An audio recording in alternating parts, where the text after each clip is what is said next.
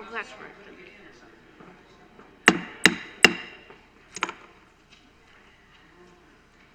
I'd like to call this meeting to order, but we do need to close out our previous meeting in closed session, so I'd like to turn it over to Mayor McGarry.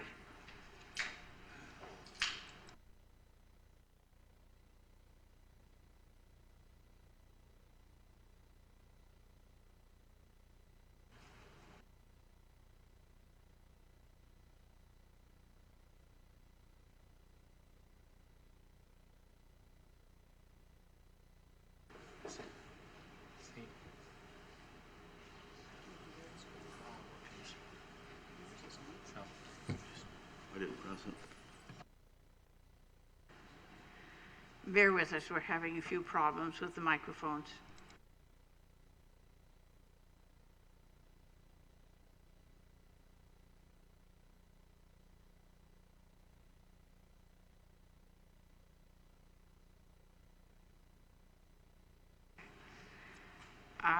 We're just going to go ahead. Councillor Wolf, you have the motion to come out of closed.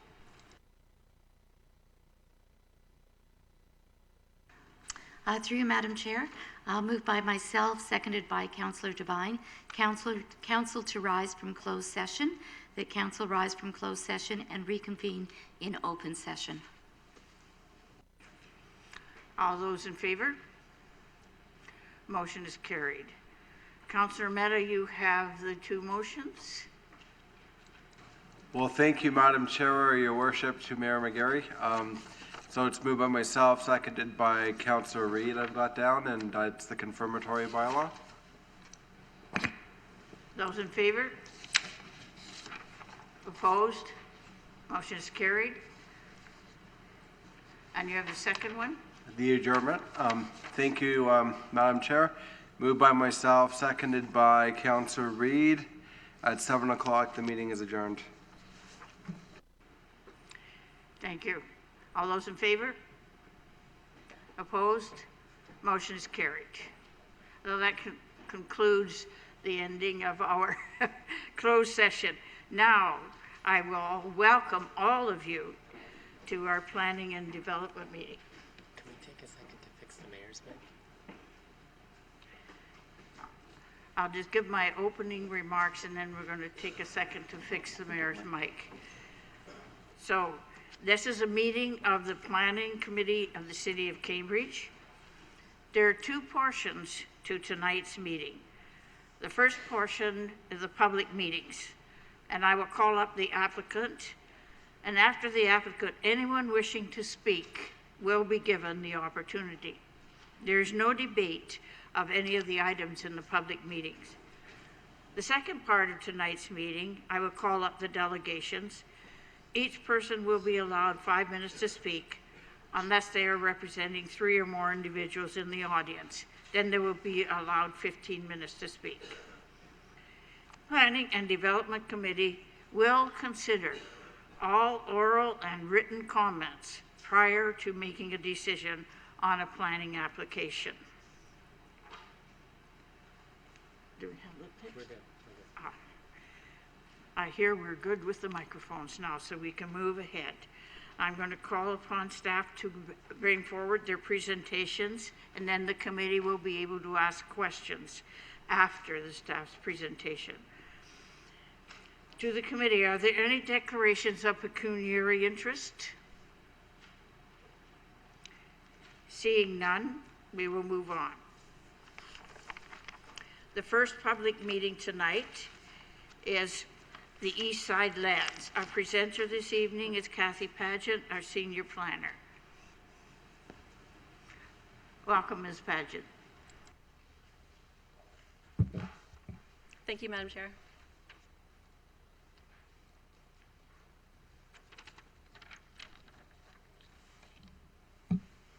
Good evening, Madam Chair, Planning and Development Committee, senior staff, and members of the public.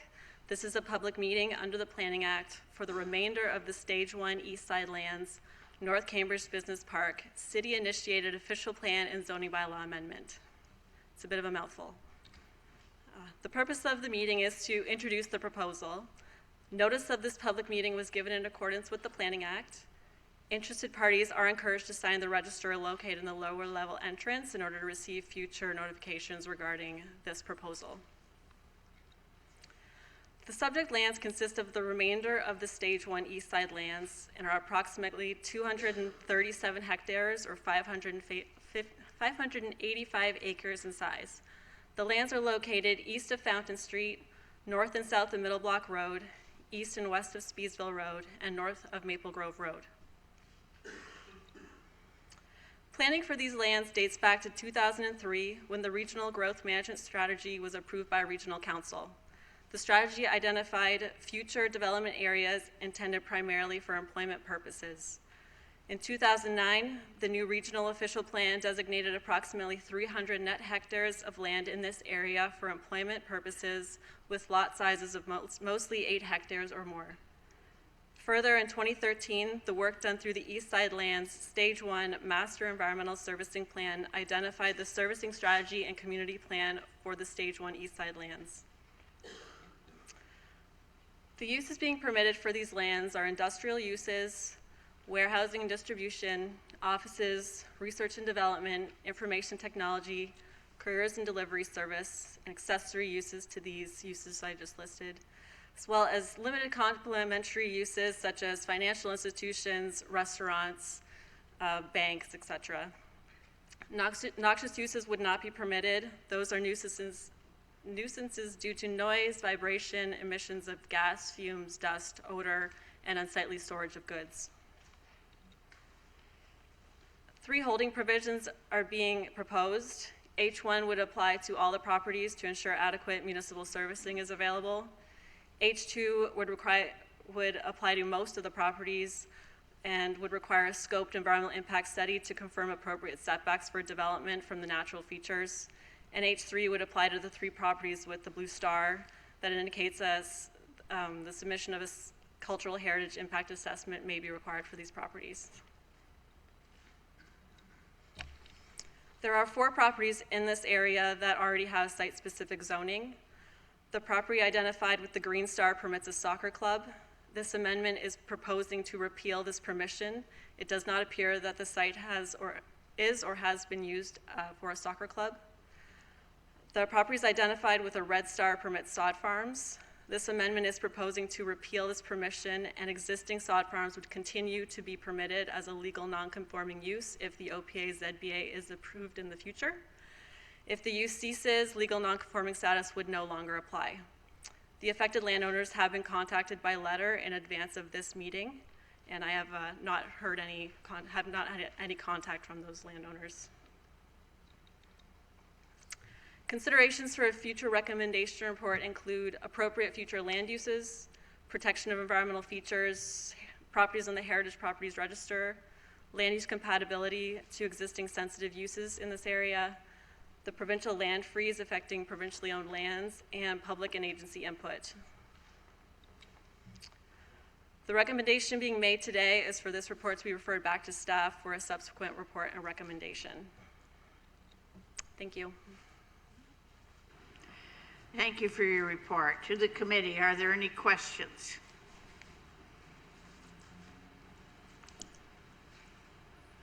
Seeing none, thank you once again.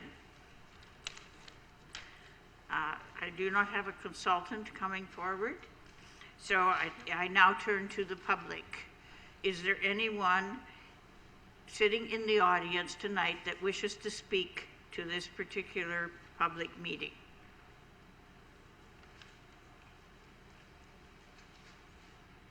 I need to ask more than once.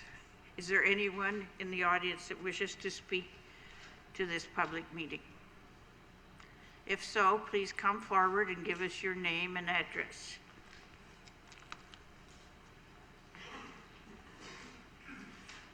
My name is Pat Newman. My address is 2190 Speedsville Road. So I have one of the tiny little postage stamp lots surrounded by that sod farm area. And I'm just curious what would be, what's the future of the residential properties that exist in those areas? There's myself, a few neighbors. So yeah, what would happen to us? Ms. Paget, could you come and answer that question, please? Sure.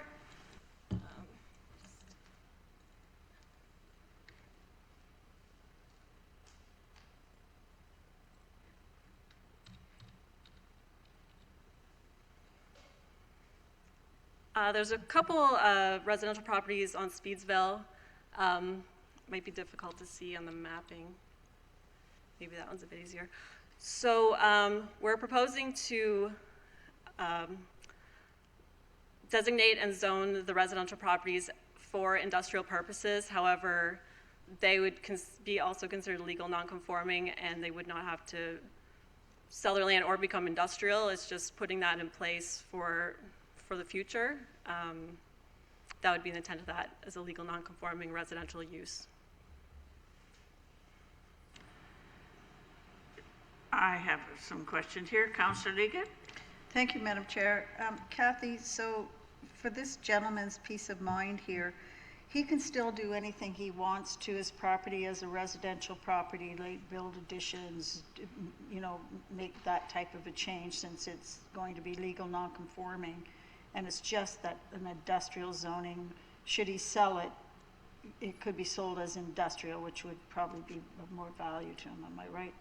Not about the value, I'm just throwing that out there, but I mean his rights as a property owner. Yeah, through you, Madam Chair, yes, that would be correct, how that would work. Councillor Reid, can I respond? Ms. Freeze, would you like to add to this? Sorry, I just wanted to point out that if it's a legal non-conforming property, they would need to apply for a minor variance for an extension to the use, so if they wanted to do an addition.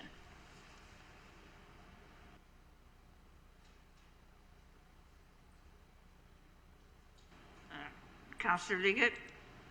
Okay, so maybe that's not so much peace of mind then.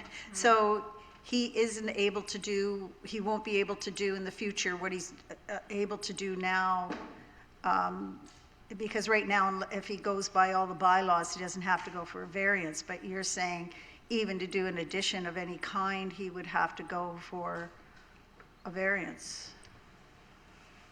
Through you, Madam Chair, yes, if he was increasing the volume of the existing structure. Okay, thank you. Thank you. Thank you, Ms. Paget. I'll ask for the last time, is there anyone in the public who wishes to come forward and speak? Oh, we have one more. Welcome. Please give us your name and address. Charlene Cheadle, 2315 Speedsville Road, Cambridge. Can you speak right into the microphone, please? Charlene Cheadle, 2315 Speedsville Road, Cambridge. Madam Chair, I have some clarification. On the mapping, there was some etching on the top part of the portion of my half property. My property 2315 takes in 2 parcels that I bought off Ontario Realty 20 years ago.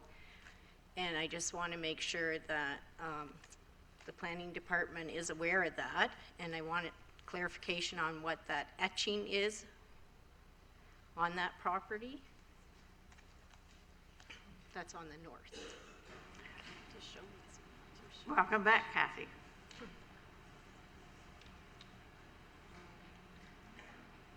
So this is my whole property. And you put in some etching right in here Okay, on one of your maps. the dark line? No, above the dark line was yellow right in here and on this property. On one of these maps, or? Yes, Like that I showed on the presentation? yes. No, not in the presentation, it was on the website. Okay, the clarification I need to have understood is that this is stage 1, but stage 2, from this corner here to right to over to here, my land will be included back into stage 1. So at what point is all my property under the bylaws or amendments that are coming in now? Through you, Madam Chair, what's being shown on the red line now is the Stage 1 East Side lands. I know a portion, the rest of your lands are being reviewed as part of the Stage 2 East Side lands. But still under stage 1.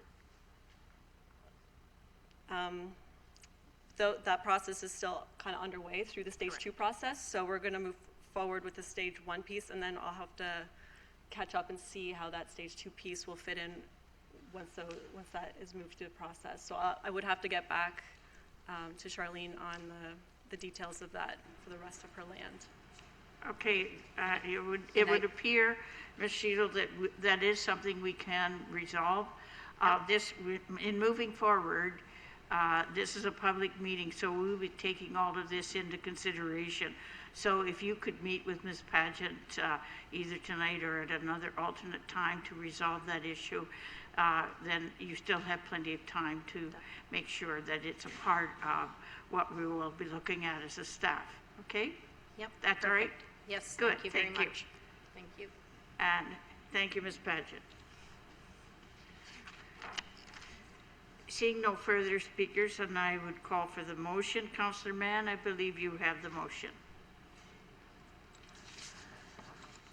I do, Madam Chair. Moved by myself and seconded by Councillor Mike Devine that public meeting report, city-initiated official plan and zoning bylaw amendments for the remainder of the East Side Land Stage 1, North Cambridge Business Park, Ward 1, be accepted as printed.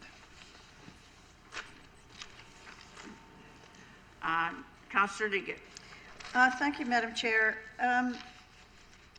I have concerns when I'm being told that a resident will now have to pay money to do an application for an addition on their home because it's now longer within the bylaw that it's now going to be considered a variance. So there's going to be a cost to people who would not have had maybe a variance needed. I understand the building permit and all that, they still have that, and they would always have that, but you know, if they're staying within the bylaws and they have an existing zoning on their property, I don't see how that is fair, that they would be required now, just because we changed the zoning, for it to be a variance infringement. I'm going to ask Ms. Freeze to answer your question, Councillor Liggett. Through you, Madam Chair, I think we'll just take your comments into consideration and respond to them in the next recommendation report. Okay, so follow up to that, maybe for those properties that we're doing that, we can have a consideration of them not being charged for that portion of the fees for those applications.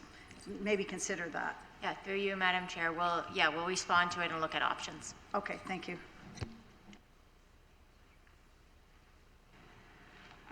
Councillor Mann. Thank you, Madam Chair. And that was going to be my comment as well, that for current owners, we could make an exception as far as variance costs are concerned. So that could just be noted. It looks like we're ready for the vote. All those in favor? Opposed? Motion is carried unanimously. I now declare public meeting A closed.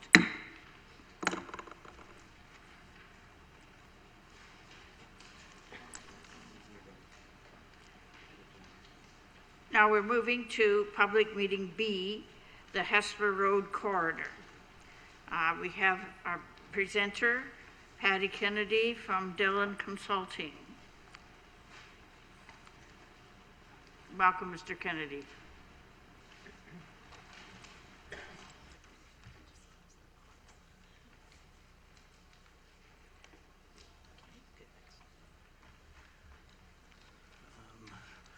Thank you, Madam Chair and members of the Planning Committee and folks in the gallery. I'm Patty Kennedy, planner with Dillon Consulting. I have about a 10-minute presentation to walk through today that's intended to give the highlights of the Hespeler Road corridor secondary plan that's in draft format at this time. Notice for this public meeting was given in accordance to the Planning Act. Notice was provided in the Cambridge Times, mailed to landowners and assessed owners within 120 meters of the subject area. And be sure to register to ensure your comments are captured if you wish to submit further comments after this public meeting.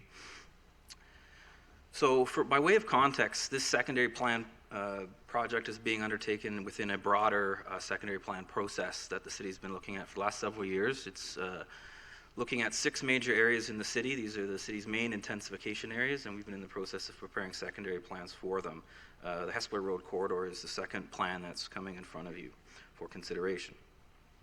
For context, the secondary plan is a tool that allows the city to provide more detailed planning guidance for particular areas within a city. It works with your official plan. In fact, it'll become part of your official plan, and it's intended to guide redevelopment and land use change, provide more specific guidance on urban design or guidance for infrastructure investment or environmental protection or transit and transportation. The process that we've been following for this plan and for all plans is a three-phase process where the first phase looks at issues and opportunities. The second phase looks at preparing a vision and a draft of the plan. We're in the third phase where we're finalizing the secondary plan through this public meeting and ultimately throughout the summer as we receive comments and finalize before we can bring something back to you for adoption. So the broader policy context for this exercise is that since the commencement of the project, there's been a number of policy changes weaving their way through the planning system. Some of the stuff that's most relevant for this plan is when the province updated its growth plan, they assigned density targets for what are called major transit station areas. That's particularly important for the Hespeler corridor, which is the future location of LRT system. There's 3 major transit station areas along this corridor, and they have to be planned to achieve a density target of 160 people and jobs per hectare. Notwithstanding the province's direction, both the city's official plan and the regional official plan identify this area as an area for intensification. So the policy direction is that the corridor is to be planned for land use change and intensification over the long term.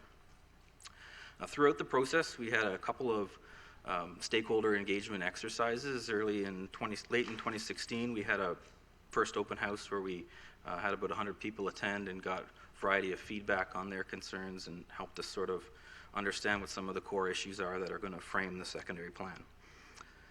We recently had a follow-up public meeting back in May to share the draft secondary plan and heard some initial feedback from members of the public who attend. A number of site-specific concerns, which we may hear more about this evening. We heard concerns over some of the design policies and how they could be applied, certainly concerns over the viability of the area's transportation network, and a desire to see more explicit people-friendly places in this corridor as it evolves over time. So I'm going to share with you some of the highlights of the plan. Today, what you see on your map is the secondary plan area. It's approximately 200 plus hectares. Today, it's a multifunctional corridor. It's a thoroughfare to get from A to B and throughout the city and beyond. It's also a major regional destination for shopping. It's also a local hub for shopping for people living and working in the area. Over time, this function will evolve. The introduction of higher order transit systems to this area give the city the opportunity to proactively plan for change before a change arrives on your front door. The vision is to see this area transformed into a more compact, denser, mixed-use corridor. And it's important to note, I'm going to share some visuals and things, but change is a long-term process. It'll take many decades before sort of we see uptake and change on the land use side of things along this corridor. So this is a shot of looking southwest across Hespeler Road and Pine Bush at Eagle. It shows kind of a conceptual visualization of how change could occur if the policies of the plans are applied. You see a variety of uses: mixed-use development, street-oriented development, streetscaping, public realm improvements, LRT station, and that sort of thing. And it's intended to, as I say, be conceptual for illustrative purposes and to give you a sense of how change could occur over time. From a ground level perspective, one of the important things we want to plan for when we're planning for intensification is public spaces and public places. It can be one of the things that's most often overlooked when planning for intensification. It's hard to go back and add a park once an area is already developed. So we want to try and secure lands for public spaces along the corridor as one of the key objectives of the plan. More broadly, some of the other objectives of the plan is to simply implement, as I noted earlier, the official plan objectives for planning for intensification. We still have to maintain this important transportation function. However, the understanding is that we're going to be planning for a greater variety of modes along this corridor for active transportation and transit use in addition to automobile traffic. Because this area is a commercial corridor and a major destination, there are policies in the plan that we have to sort of reconcile and maintain those existing commercial functions and at the same time plan for some transition to occur over time. I mentioned this about the objective of planning to improve the character of the corridor through the individual sites as they develop. There's also an opportunity through public improvements to improve the public realm of the corridor as well. The draft land use plan you see before you shows how land use change could occur. It has the pinks on your map are identifying the mixed use areas of medium and high density development. That's where the major areas of change are expected to occur along the corridor. There are, I would say for context, the areas in pink are those areas of change. The other areas are intended to sort of identify areas that are part of the plan but not expected to change drastically. So they're intended to designate lands for low density because they exist as low density. That would be some of the yellow stuff at the south end, that sort of thing. There is a public realm improvement plan that identifies gateways, a series of locations for pedestrian safety improvements, minor and major streetscape improvements, as well as opportunities for new public spaces and new parks in the program. Working in concert with that plan is a plan for the active transportation network that would evolve over time. Some of these active transportation improvements are already part of city's transportation master plan and the regional transportation master plan, and you see some additional opportunities for multi-use trail connections and additional bike lanes and connections through the area. So all in all, there's quite a bit of change proposed. It's a lot to take in a short 10-minute presentation, but I've attempted to sort of highlight some of the key elements that are expected to change over the long term. The plan of this complexity is implemented through a variety of tools. So it's through your zoning bylaw, it's through future site-specific or area-specific plans and studies. It's through your tools like your development charges and capital planning exercises. And certainly last week with Bill 108 being passed, our policies that we've got in the implementation section will need to be revised and tweaked to reflect those very recent changes that the provincial government's put forward.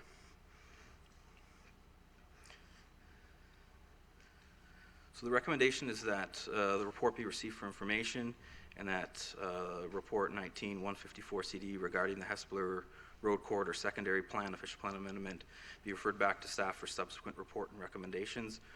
Our next steps are basically to listen, to hear concerns, to hear what the issues are with the draft and work with stakeholders, members of the public, landowners, and your staff to revise the plan, improve it, and bring it back to council in the fall. That concludes my presentation. Thank you, Mr. Kennedy. I see I have some questions. Councillor Devine. Yes, and through the chair, thank you very much for your presentation, sir. More of a question than anything. With the plan that's in place along Highway 24 Hesper Road, with secondary plan, is there a plan there, or will there be in the future, to connect the parking lots along the roads, along that road, so people can get from A to B without having to get back out on Highway 24, or possibly a road in behind it? Has that been thought about? Through you, Madam Chair. The plan does have some policies in them that talk about access management and trying to consolidate and close some of the accesses so that as redevelopment occurs, we can use those shared points and not have so many driveway entrances along the corridor. So would that be something that we can expect that would be put in place? Yes. Yes. Okay, thank you. Councillor Mann. Thank you, Madam Chair, and through you, thank you, Mr. Kennedy, for your presentation. I don't remember this, but people tell me that Hesper Road used to be 2 lanes between Hesper and Galt, and the big establishment on Hesper Road was the log cabin. That's right. That was about 50 years ago. And so we've seen quite a transition from 50 years to the present. What kind of time frame do you anticipate something like what you're projecting to take? Because it is a significant change to that corridor. Through you, Madam Chair, between now and 2031, we can expect a modest amount of change. We were anticipating about 1,600 or 1,300 residential units, so several developments, if you will. To reach its full potential, we are talking about multi-generational process, so 50 years would not be unreasonable to see the full build out or rebuild out, if you will, of that corridor. And ultimately, from a market perspective, it does hinge on seeing the infrastructure invested first.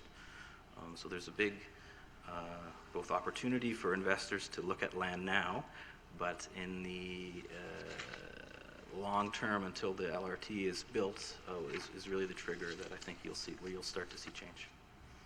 Thank you. I see no further questions, so I thank you for your presentation, Mr. Kennedy. Thank you. And now it's time for the public, and I have one that is registered, Kathleen Schrum. Would you please come forward?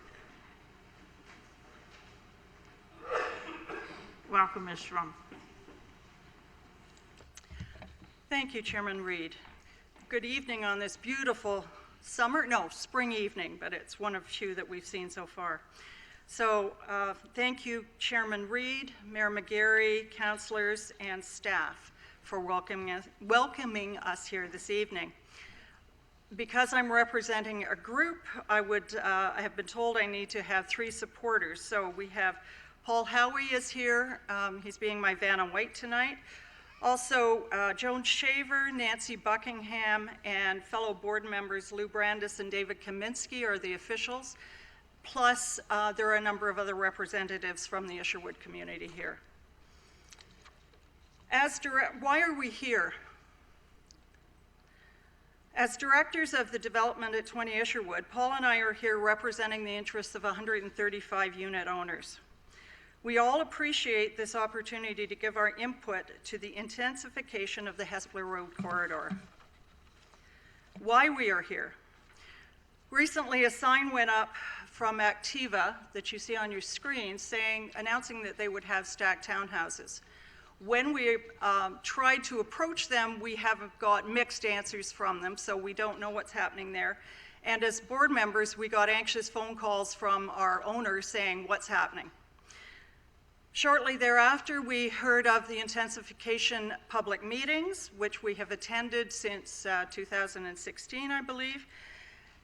We may be a little bit premature with the Activa, but we want to know that the planning department knows that, and council knows that we're aware of our concerns for the Hespeler Road corridor. This is the area of concern in red. That's the 25 Isherwood site. The orange or yellow site is 15 Isherwood, and I'll talk to that in a moment. And the other is Heritage Meadows, and it was not built 10 years ago when we first started talking about the 25 Isherwood site. Demolished in 2007, what was previously on here was the regional detention center. It has been vacant since then, and this is what it looks like today. So this was a few days ago, beautiful lush land. It's a vacant parcel of land, which is 11.24 acres in total. It's mixed deciduous forest at the rear and coniferous forest on the eastern edge. It's a developable area of 4.57 acres. These are the current residents: turkeys, deer, fox, coyotes, etc. In this community, we have 381 condo units. Although Black Forest is included, it is not, its address is on Hespeler Road, but all the traffic from Black Forest empties onto Isherwood. So their parking, visitor parking, trades all use Isherwood, and that will increase the traffic flow there. As you can see, this is a breakdown of the condos that are on Isherwood and when they began. So we have about 30 years of condo development here, 2 parcels of vacant land, and that's what we're concerned about at this point. These are the markers for the 3 condo developments. I want to make it clear, tonight I am only speaking on behalf of the owners at 20 Isherwood. We have had correspondence with the other condos, but they will make their own presentation when they are ready. We would like council to understand that these are the main concerns of our owners: maintaining the condo community, low density, amenities, green space, parking, sidewalks, and traffic. These statements come from your planning reports over the years to ensure the character and stability of the established residential neighborhoods and that are maintained and enhanced. And we understand that compatible does not mean the same. So we're not asking for identical units, but comparable units is what we would like to see there. And this is our wish list. The 20 Isherwood wish list, it's hard to get my mouth around, is low-density condos to ensure the character and stability of this area. The condos that are there now, the two developments at 10 and 20 Isherwood, are both one-story condo townhomes.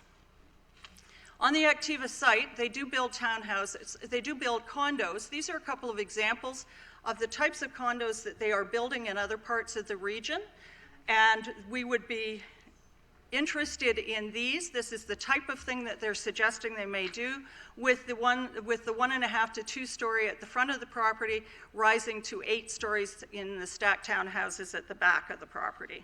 At the moment, we've heard that they're looking at 2 story facing onto Isherwood. We would prefer it to be 1.5 stories. The density is the issue. Currently, I saw on the official plan, it's high density. In the bylaw, I believe that we looked at the zoning bylaw, I'll address in a few minutes. It is 139 units, and that we believe is a medium density. We would like to see that lowered if possible. We know that all wishes cannot be granted.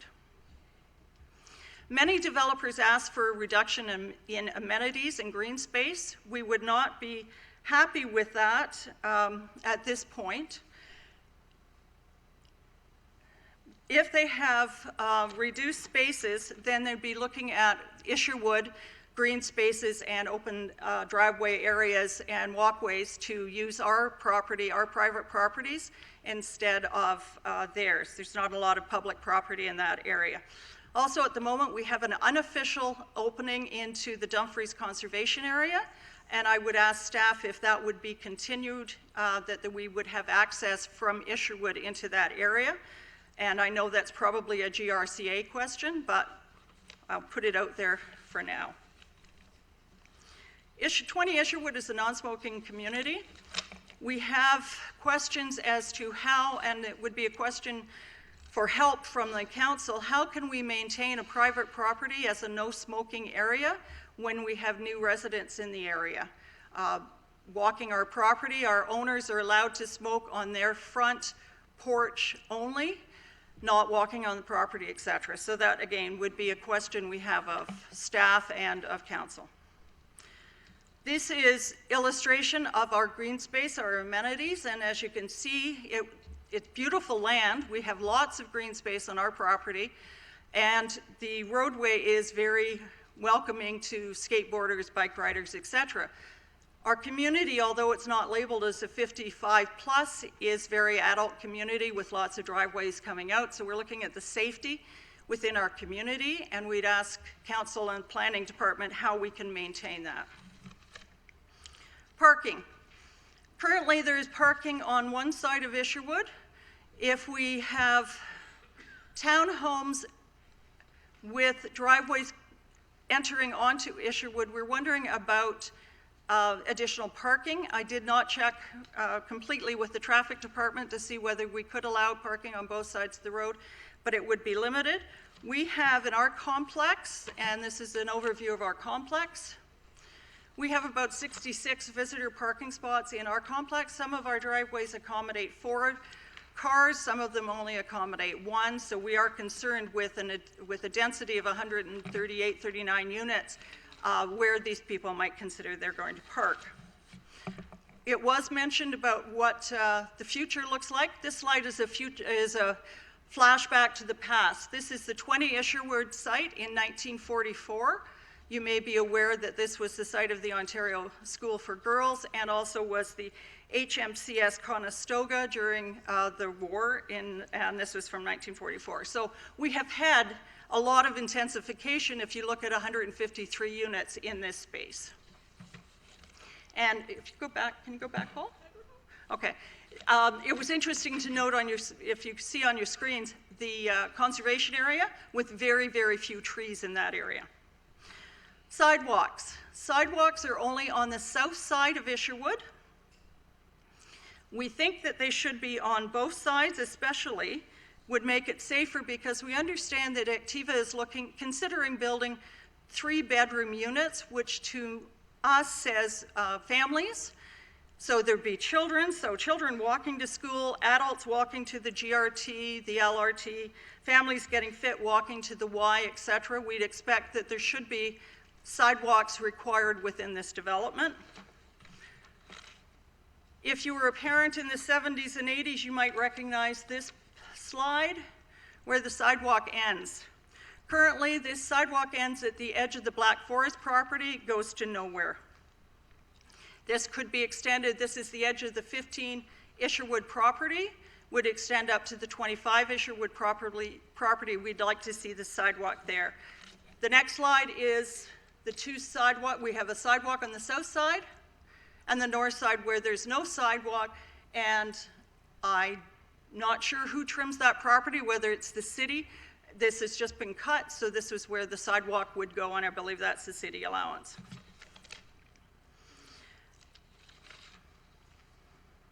We depend on the planning department and the traffic departments to be experts on the issues of parking and traffic concerns. From our discussion with the council, planning department, the realty company 10 years ago, these are the statements of things that needed to be addressed, and evidently because of the transportation analysis study, the roadways meet the requirement now, but we're questioning whether they actually would or whether it's just to a bare minimum. So that would be traffic on Isherwood itself. Area residents' goals. We would like to have a compatible community. We know it doesn't mean the same. We would like to continue with condos in the area. It's a small blip of land off the corner of Hespeler corridor. Safety is important to all of us, so we would like to make sure that the planning and traffic department are aware of our concerns in those areas. In 2011, we met with the planning department, the council, etc., to establish a bylaw. We were quite concerned at the time when the property at 25 Isherwood was being sold, who it was being sold to, and how it was going to be developed.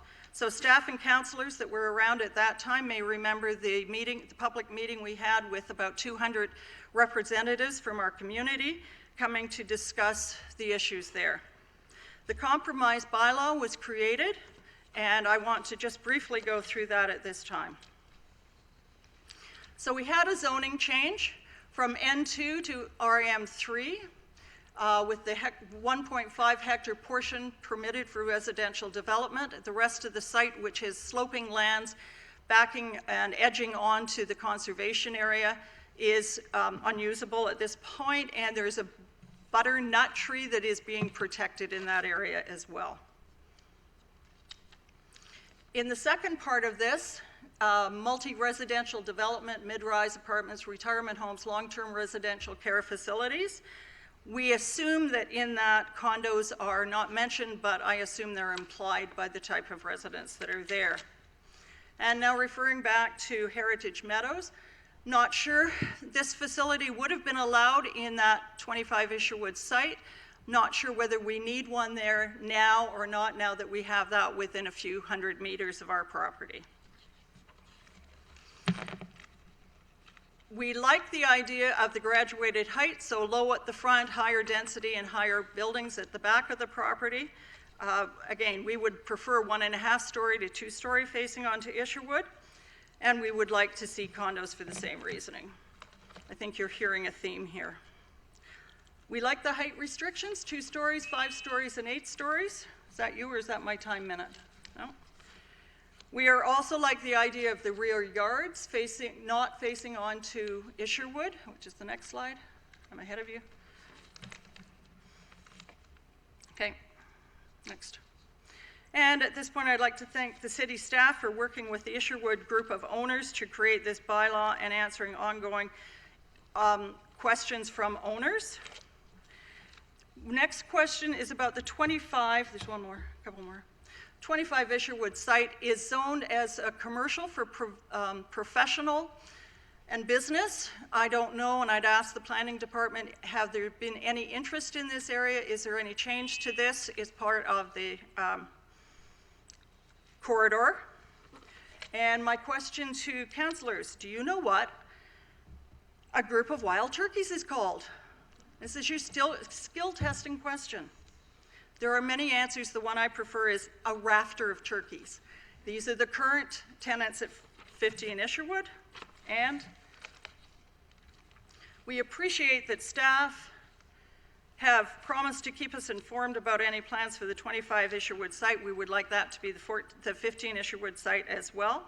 And as you might guess, when there are public meetings for this area, you will have another delegation from 20 Isherwood. And thank you for your time. Thank you very much, Ms. Ron. Please stay there. There may be questions. Yes, indeed there are. Councillor Liggett. Thank you, Madam Chair. Not for the delegation, and I certainly appreciate you coming forward here tonight, but for Ms. Fries. I had informed them that there hadn't been any applications filed because I haven't heard of them since our last meeting discussing this issue. So that I'm clear and they're clear, there still are no applications. Okay, so we're still at that page.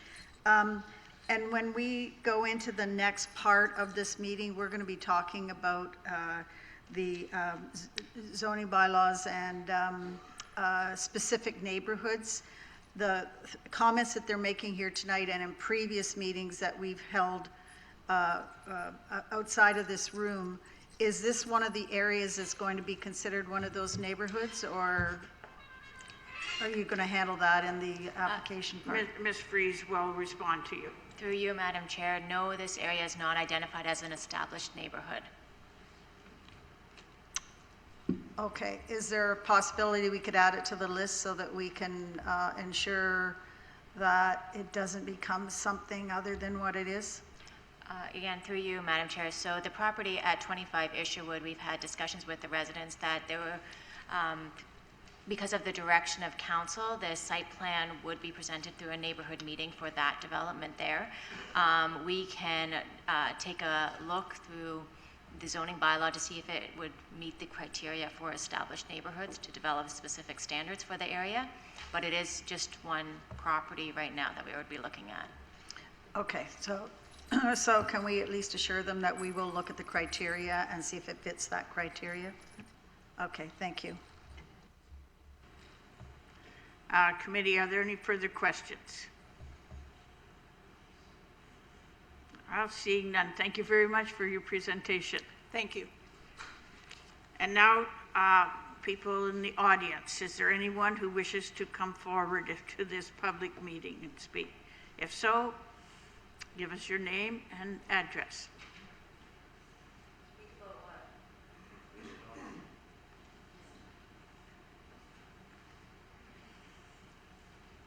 Welcome. Good evening, Mayor and members of council. I guess it's Planning Committee tonight.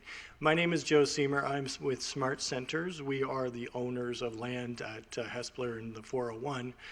We're late to the party and we apologize for this, but we did want to make a comment tonight. We will provide something in writing that asks for residential or mixed use on our lands as well.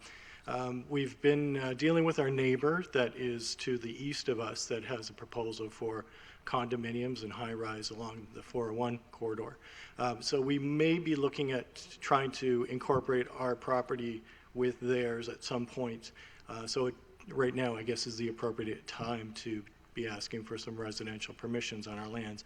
We have not come forward with any specific plans at this time, but I think we should put something together before your July next meeting, and we would love to have further discussions on our property.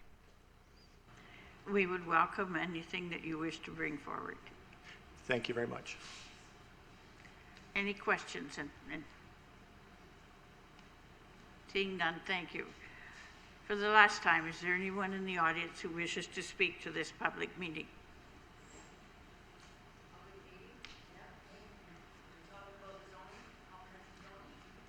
talking, no, we're talking about the Hespeler Road corridor. Seeing none, I think we're ready for the motion. Councillor Devine?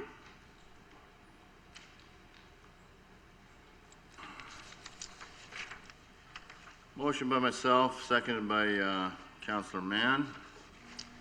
Public meeting report, city-initiated official plan amendment, Hespeler Road Corridor Secondary Plan.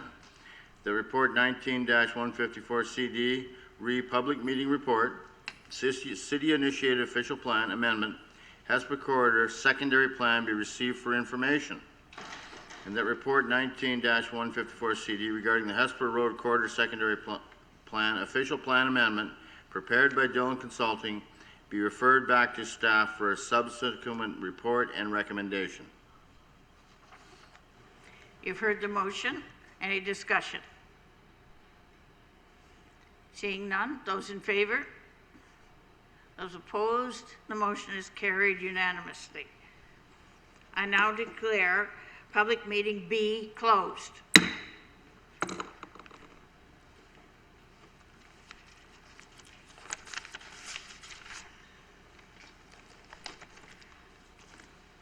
Now we move to public meeting C. That's new citywide comprehensive zoning bylaw. Our presenter will be Nick McDonald from Meridian Planning. Welcome, Mr. McDonald. Good evening, members of committee. My name is Nick McDonald.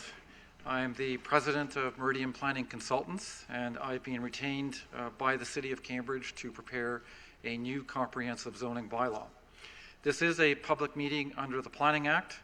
Notice was given in the Cambridge Times on May 16, 2019, and mailed to all those that requested notice through the process.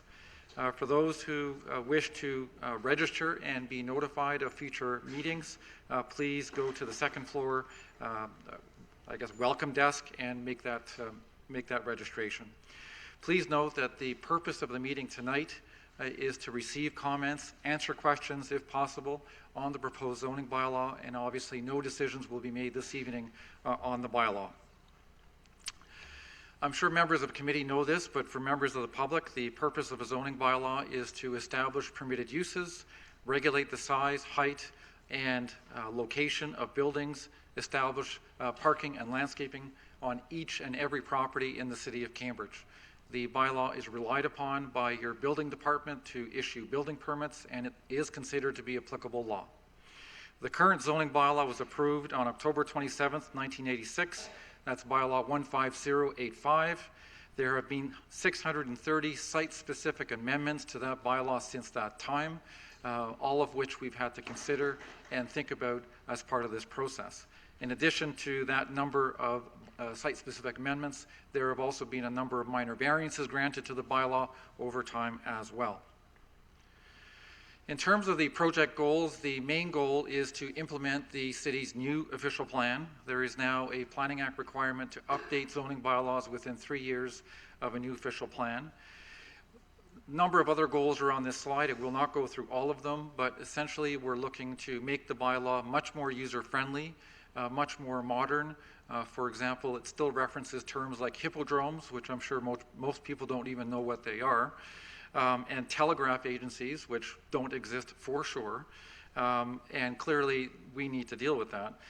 Determine how existing zone regulations and permitted uses should be modified, carry forward existing approvals wherever possible, and I'll come back to this point, address additional issues that have been raised by staff, and there have been many over the years with this particular bylaw, and to certainly respond to the comments and suggestions made by many members of the public and developers who have participated in the process to date. In terms of the process, it was initiated in April of 2013. There was initial consultation in that year, open house on November 4th, 2013. We prepared a fairly detailed options and approaches report in April of 2014 that laid out in pretty detailed terms how we thought the bylaw could be structured going forward in terms of how older zones would be turned into new zones, how the standards would be dealt with, and so on, and that was made available at that time. We had a second open house in that same month and made a presentation to council. We had a third open house dealing specifically with secondary suites or secondary dwelling units on March 31st of 2015, and a first draft of the bylaw was prepared in April of 2015, 2 years after we were retained. We had an open house 4 on July 6, 2015, and as all of this is happening, council is also making other decisions that have an impact on the bylaw, and one of those is OPA 17, which deals with the commercial policy framework, which obviously has implications on zoning, and that was adopted by council in fall of 2016 and approved by the region in June of 2018. So we spent some time looking at OPA 17, and then we prepared a second draft of the bylaw in March of 2018, another open house.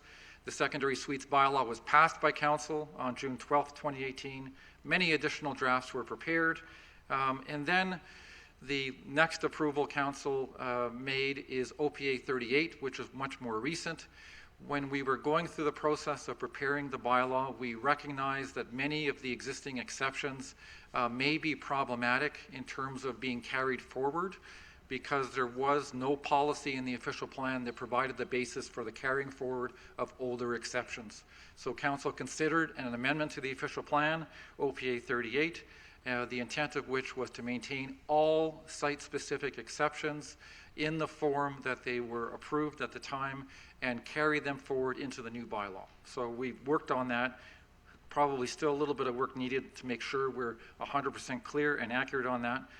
But we certainly have that direction from council, and a revised draft was prepared on in May of 2019 for this public meeting. So there are a lot of slides here with a lot of information, and I've been told to keep it short, which I will. So I'm not going to be reading a lot of what you see on the slides, but certainly the information is there for you to review and ask questions. So in the core areas, our goal was to simplify the zone structure wherever possible, obviously implement the new official plan and what it says about build form, and to ensure that the bylaw works seamlessly with the official plan. So the previous C1 zone, which applied to the core areas, has been replaced by 3 separate zones that do different things. Maximum heights in the Galt core area are to be retained as per the current bylaw. Maximum heights in Hespeler Village and in Preston will be in accordance with the official plan. There are new prohibitions on residential uses on the ground floors of certain buildings on the main streets in your core areas as well. Existing places of worship are certainly recognized. They're allowed to be used, obviously, for places of worship and related uses. They are allowed to expand by up to 10%. And if they are destroyed by fire, which would be obviously a bad circumstance, they would be able to be rebuilt as well. A number of updated zone standards have been included in the bylaw dealing with heights, setback, floor space index requirements, and minimum ground floor areas for openings. There are a number of unique core area parking standards as well that are intended to incentivize development within the core area. There are incentives that allow for the parking to be reduced under certain circumstances, and there are no parking areas for non-residential uses in certain parts of the core as well, in accordance with current practice. With respect to the zoning in residential areas, there are currently 16 separate residential zones in your bylaw, way too many. We all know what residential uses look like. So we've, I guess, simplified that zone structure considerably into 6 zones and created the rural residential zone, the residential 1, residential 2, residential 3, residential 4, and residential 5 zones, which are combinations of existing zones and in which many of the existing standards have been carried forward, but in some cases they've been updated and modernized. The secondary dwelling unit provisions that were dealt with by a bylaw by the previous council has been carried forward without any change. I think there was a question about parking, and the parking requirement for secondary dwelling units is in the draft bylaw, 1 space per unit. We do have a number of neighborhoods within the city that are the subject of established neighborhood provisions. They are Hillcrest, East Galt, West Galt, Queenston Road, and Blue Heron Ridge. Essentially, the provisions require the averaging of front and interior side yards to make sure the buildings are generally in the same place on a street if there is to be a replacement building on a lot, and also deal with garages to ensure that a suburban house is not built in these older neighborhoods, which would be completely out of character with those neighborhoods moving forward. We understand that a number of concerns have been raised by residents of Blue Heron Ridge. Currently, the lands in this area are primarily zoned R1 and R2. Proposed minimum lot frontages are 25 meters and 15 meters. The existing frontages are 30 and 20, which are the previous zone provisions. So the long and short of it is we are certainly very aware of the concerns being expressed. I actually drove through the neighborhood on my way to the meeting this evening. We will be reviewing those concerns in detail and determining how best to resolve those concerns to ensure that the character of that neighborhood is maintained through the zoning to the greatest extent possible. We do request, though, in addition to any comments that may be made this evening, that any comments on this particular topic be provided to the city by June 25th, 2019, so city staff can look at that in some detail and report back to council. With respect to commercial areas, the goal was to update the commercial zoning framework to implement the city's official plan as it was amended or updated with OPA 17. So we've got regional commercial zones, we've got community commercial zones, a neighborhood commercial zone, automotive commercial, and 3 convenience commercial zones and a village commercial zone for Blair. Within the employment areas, we have 4 separate designations in your official plan. And our goal was to implement those designations to the greatest extent possible by creating an M1, M2, M3, and M4 zones. We've tried to simplify the permitted uses to the greatest extent possible as well. We've simplified zone standards wherever we possibly can to encourage further development within these areas. Zoning in the floodplain, certainly a big issue in the city of Cambridge. There is a fairly extensive and detailed policy framework in your official plan on floodplains, official plan on floodplains. And we've created a series of zones to implement that policy framework, including the F zone, the F1 zone, F2 zone, and F3 zone. And those zones correspond to very specific policies in the official plan that relate to what types of development can be permitted within a certain distance of the Grand and Speed Rivers. A big component of the work, and this was completed by city staff, was making sure that the mapping identifying floodplain areas was as accurate and up to date as possible. This involved a lot of back and forth with the GRCA through the process, and we believe the mapping is very close to being exactly where it should be. A number of other zones have been created through the process. One is a environmental protection zone to implement the official plan again. We've got open space zones for public and parks and golf courses. We've got institutional zone. We have an agricultural zone for the prime agricultural area in the countryside. We have a rural countryside zone as well. We have a new development zone that is set aside in, areas of the city that are designated in the official plan for development, but the official plan only permits existing uses until a future study is completed. A good example is the first public meeting you heard this evening. A new transportation utility zone has also been created. Hespeler Road. So this is another initiative that we were asked to look at as part of the process. There are 3 new designations within the Hespeler Road secondary plan that you heard a little bit about this evening. So we've created 3 new zones to implement those 3 designations. The first is the mixed-use high-density zone, and this is along the northern and southern portions of Hespeler Road. Permits a mix of uses and 20-story buildings according to the secondary plan.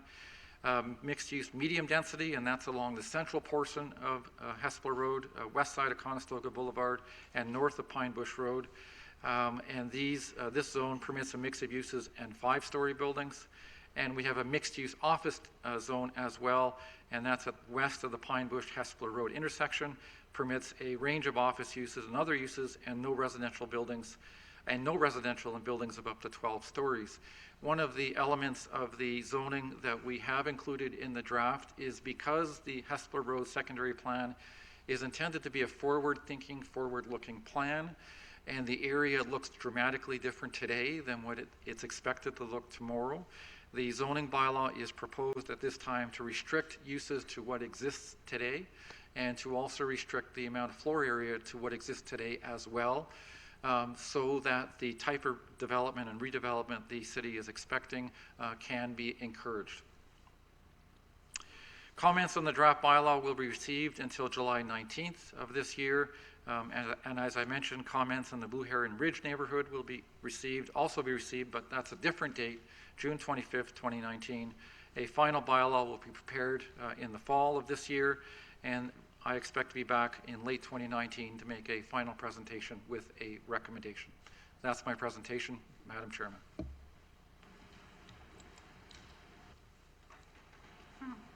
Thank you very much for your presentation.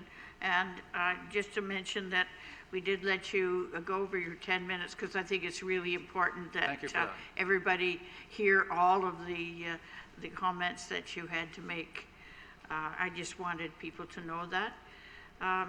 So now to the committee. We have questions. Yes, Councillor Liggett. Thank you, Madam Chair. When I was going through this book, I noticed that there are properties that are zoned RM4 now, but they're taken down to R2 in this document that you put together. So RM4 is 4 units plus. So are you saying that, okay, so I have a bit of a problem because of what happened in the first one where we were talking about something that is legal non-conforming. Presently, those ones are legal conforming. So this seems to me that they will now become non-conforming and not even legal non-conforming. So anybody doing anything to these properties will now have to apply for a variance if what they do is outside of what they're allowed to do presently. So we're taking away the rights of some of these property owners that they have right now and changing it if we agree to this. Through you, Madam Chairman. So I can't comment specifically on individual properties this evening. I can tell you that any information respecting properties that are in question, staff and myself will look at in some detail. I can tell you that it's not our intent to generally upzone or downzone residential properties. Our intent is really to bring forward the current zoning in a more modern zoning bylaw.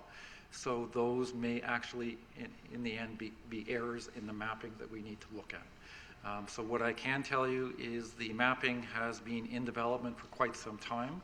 It does require, in my view, a very rigorous review, and any information you can provide based on your knowledge in terms of properties that don't look right in the zone that it's being shown as, please let staff know and we'll take a look at that for sure.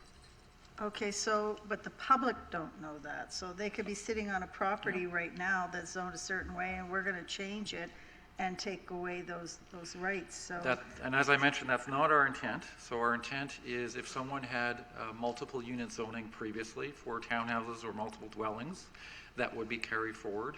If someone had zoning just for singles and semis, that would be carried forward. It wasn't our intent to start applying new zones to properties that don't have those permissions or to take away permissions for properties that have only single family homes on them. So that was always our intent. okay, follow-up question, please, Madam Chair. Yes, thank you. So how, if these properties are zoned that way now, how is it that sporadically I can see some of them still retain that zone, but others don't? Like, what is it that made those ones, let's say, stand out to retain that zoning and others didn't? Again, I can't comment specifically. It may have been a frontage issue. It may have been a site-specific exception that applied to that particular property. There could be a number of reasons that had an impact on the zoning map itself. All right, I can appreciate that. Thanks. Thank you. We'll now move to Councillor Wolf. Through you, Madam Chair. Thank you for your presentation, and, it's a lot to cover.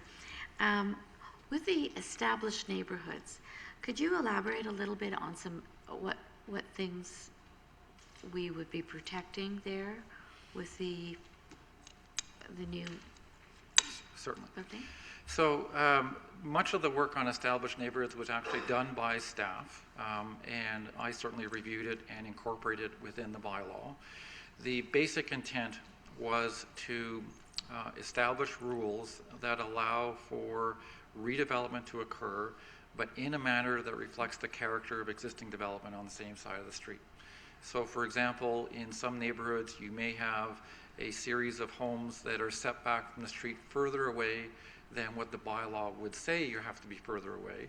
Somebody buys a property, they don't like the home that's on the lot, and they tear it down. And according to zoning, they would be able to bring the property closer to the front lot line than every other property on the street, and that may look a little bit out of character. So the idea is to create a rule that basically says you have to average the yards along the street if you're redeveloping a property.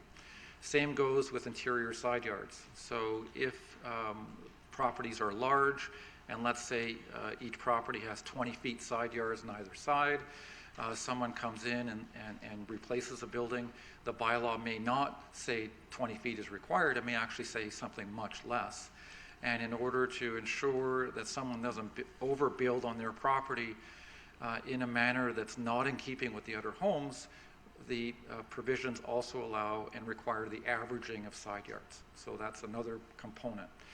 The last part deals with garages, and the intent basically is to not allow for garages to extend beyond the front face of houses in these established neighborhoods, because that's not their character. That's very suburban. It's not something you see generally in older neighborhoods. And the last thing we wanted to have happen was someone to buy a property, tear down an old bungalow, and replace it with a suburban home. Right. So that's part of it. There are many other things that could be done as well, and it can get very complicated. But that's what we've proposed to date. And in terms of the neighborhoods that were selected and their boundaries, I would have to rely on staff for that information. So other rules or exceptions could be still added to that list? Certainly, they could be, provided there was a need for it, and provided that there was a real issue with respect to, for example, height. So some bylaws, for example, also require that heights be averaged across the street, on a street. So if everyone has two-story homes, then someone rebuilding a house has to have a two-story home, as an example. That's one example. Sorry, follow-up? Go through the chair? Yes. Through the chair. I know in some of the older neighborhoods, you'll have houses built on double lots, even triple lots. And what people are afraid of is someone tearing down that one house and putting in at least three houses if there were three lots, when there never were three houses, even though the original plan could have been from the 1890s. Is there anything to protect neighborhoods in that way? It's a little difficult to do that through a zoning bylaw, because once a lot is a lot, certain rights come with having a lot of record. If the lot is in a plan of subdivision, though, they could be deemed to not be lots and they all get merged together, but that's a pretty dramatic thing that would need to be done if there was a desire to do that. But if someone has an existing lot of record and they've built over two lots and they want to rebuild with two houses, there's not much we can do through a zoning bylaw to prevent that from happening, because the lot already exists. It's a basic principle. Every lot is entitled to a single-family home. Now, having said that, I'm not going to go too far on this, but I will suggest that we will look at a range of options Okay. for council's consideration moving forward. And there are a number of things in the toolbox that we could consider, but I really wouldn't want to speculate on that this evening. Okay. Because it is something that I think we need to hear from the public on as well. Okay. Thank you very much. And now we have Councilor Montero. Thank you, and through the chair, thank you for the presentation. You may have mentioned, but I may have missed it, the heights, on the different cores. You Yes. said that the present area is by 5 levels. Yep. And the Hesper, I think, was 5 too? That's correct. What about the downtown core down here in Galt? So the intent here is that there is a process underway to look at the Galt core area to determine what the ideal outcome or ideal built form is in the downtown area. Until that study is completed, it was decided that the current zoning provisions that apply in the Galt core area would be carried forward until such time as council is presented with a new plan for the Galt core area. So that's what the proposed bylaw is suggesting at this time. In order to do that, technically, what we're doing is carrying forward an existing schedule in the existing bylaw. I believe it's Schedule Z7, that identifies what the exact maximum heights are in all of the Galt core area. So we're carrying that forward. And just to clarify, if I may. Go ahead, please. Thank you. The current is 7 or 8? I'd have to Right. pull out the schedule, but it's a little more than 7 or 8, and Mr. Smithson may have an answer for that, or if he wants to give you the map.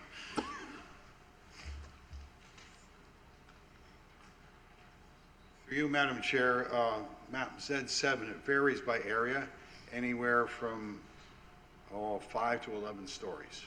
It's given in meters, so it ranges from about 15 meters, which would be about 5 stories, to up as high as 34 meters, which could be 10, 11 stories. Exactly. The one on Ainsley Street that we have now, is that 8? I think it's 8 stories right now? I believe so. Yes. Thank you. You're welcome. Now we move to Councilor Devine. Yes, thank you through the chair, and thank you for your report, sir. Similar question to the Hesper core on Queen Street. What's the maximum there? 5 stories. 5 stories max? Yes. Okay, thank you.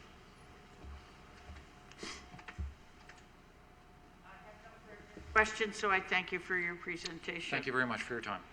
I just wanted to make notice to all our councilors, there's a great deal of correspondence around this issue that you might want to look at too.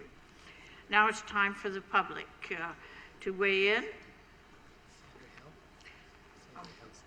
Oh, okay. I understand that, Ms. Hill, you have registered to be the first one in the public. So please come forward. Good evening, Council. Just wanted to, the first time I got a hold of this new comprehensive zoning bylaw was last week. And I have an issue with a site-specific zoning. Bylaw number 12317 was adopted by council. I have no clue what date it was. However, I was never given notification of this public meeting. This is my neighbor at 400 Pine Bush Road. Under the Planning Act, under Section 22, you must notify me. Plus, Elaine Burnshaw knows very well she has to notify me. But I was not notified, so this bylaw that you've got as a site-specific in your new comprehensive zoning bylaw for short-term outdoor storage, display of motor vehicles is not consistent with your 1999 official plan, and it's not consistent with your future 2012 official plan. Furthermore, the zoning bylaw states very broad information, such as outdoor storage of merchandise. Well, I look at that as, boy, that could be diesel fuel. He could be selling diesel fuel on his property. He could have waste oil on his property in a wellhead sensitive area. And he's 134 meters from one of our public drinking waters. And he's not going to contaminate me anymore under the Environmental Protection Act. That bylaw is invalid and it needs removed. It's not safe. Plus, when you talk about motor vehicles, vehicle parts, and you say 30 days, well, I want to ask you, council, which one of yous are going to come out to Pine Bush Road and make sure every 30 days that outside storage is gone? Not one of yous. It's never going to be enforced. It's not in the public interest. It's for a particular landowner. That's another reason it's invalid. It's not protecting me as the adjacent landowner on the Environmental Protection Act. It does not protect my property, and who knows what he's going to do when he's got a 12-foot fence. What's going to be behind there? Used waste oil. It won't protect. Otherwise, it's solely for the owner of that property. The third issue is that I assert there should be no drainage pipe, not one. Not one drainage pipe on Pine Bush Road draining to my land, on my land. It's illegal. I have a drainage pipe on my land now. I have asserted this through the staff at city, to the city solicitor that quit, and now I'm going to assert it another way. But I'm asserting it to you, council, because you need to look at the drainage on Pine Bush Road, because Simon will not drain his drainage on my land. It's against the law. The fourth issue is we talked about the wellhead sensitive area. Well, Simon's 130 meters from the public drinking water. In Category B, under the Regional Official Plan, manufacturing, retrofitting, assembly of transport equipment, tow trucks, carriers, motor vehicle parts are prohibited.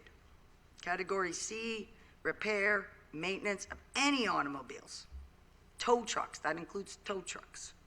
Retrofitting, tow trucks, dropping oil, fuel, lubricants is prohibited in a wellhead. Industrial, as far as I'm concerned, what Simon wants to do is industrial stamping. M1 industrial, I'm kind of confused and I'm kind of upset about my land changing to M2. And I like your comment tonight about the residential, because I'm upset too. Why don't we, it's been for 30 years M1.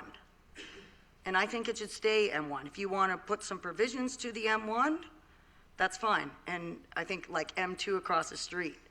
And also the general industrial is too vague.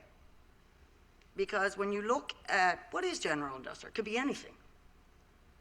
But if you want things enclosed doors and all that, what really is general industrial? It needs to be better specified. And if you want to throw in the word merchandise, you better specify the merchandise. If you want anything in your zoning, you should really kind of detail what that means, not be vague about it. It's too broad, too vague. Interrupt you, Ms. Hill. I got one more thing. Could you please wrap up? I have a site-specific zoning. I took you to the OMB in 1991. I don't see it on your current zoning bylaw, and I don't see it on the new comprehensive zoning bylaw. So I need my site-specific zoning as per the OMB ruling in 1991, transport use, warehousing, outside storage, and a residential component as legal, non-conforming grandfather. I'm protected by the courts, and I'm also protected by the Planning Act. And it needs to go in the zoning bylaw. And Thank I'm you, really, Michelle. honestly, I love the area. I'm very safe out there. I don't do any maintenance or anything. I protect the wellhead. I'm really And I love the requesting area. you to wrap up. One more thing. The new zoning bylaw does not have a provision like the old zoning bylaw for the industrial or M1, where if you're in the M1 zone near me, you have to be, I'm pretty sure it's 15 meters instead of 6 meters exterior sideline. I have a residential house, but I also have, I'm a mixed-use zone, but you need to keep that exterior sideline to the neighbor. Okay, I've extended your time, and I'm afraid you really have gone over time. Okay, To thank the you. committee, are there any questions that you would like to? Seeing no questions, thank you, Ms. Hill.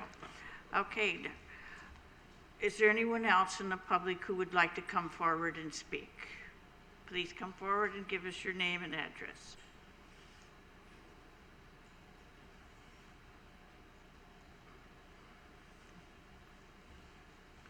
Welcome.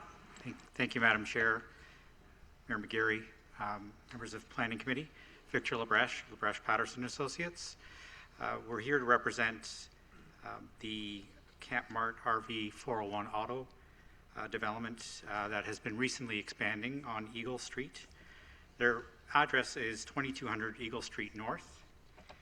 And over the last 5 years, these properties, which have a site-specific, one of the, as Mr. McDonald referred to, one of the over 630 site-specific provisions in the bylaw. It is listed as was the previous Dennis Murphy dealership. In our letter, that's part of your agenda package, I think pages 279 to 284. On page 282 of your agenda package, we have a copy of the site-specific zoning bylaw that's there. It's noted as site-specific 4.1.17, D. Murphy GM dealership. As we know, unfortunately, through the GM difficulties at the time, this dealership was closed. It was purchased by the 401 Camp Mart Group. Camp Mart owns and operates 7 locations throughout Ontario. This location on Eagle Street is their head office. It employs and has expanded over 100% since establishing there in 2013. It employs 180 people. They've spent over $8 million on the Cambridge Kia development that is moved to this location, as well as Camp Mart and their corporate head office across the street. In discussions with Mr. Smithson recently in regards to our correspondence, I appreciate his looking at this and the official plan, confirming the official plan designation for this area recently through OPA number 17, designates this property as Hespeler Road Mixed-Use Corridor.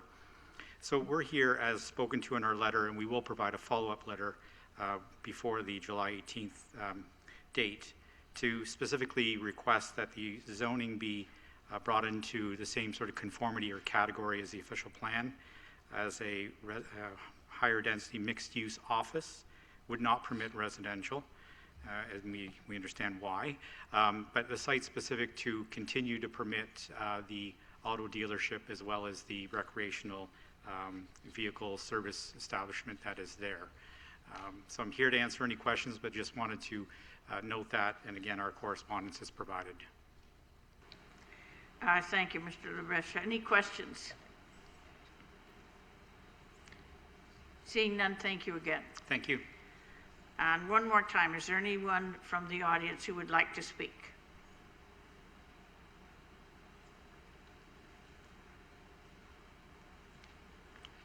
Welcome. Once again, Madam Mayor and members of the committee, my name is Joe Seamer from Smart Centers.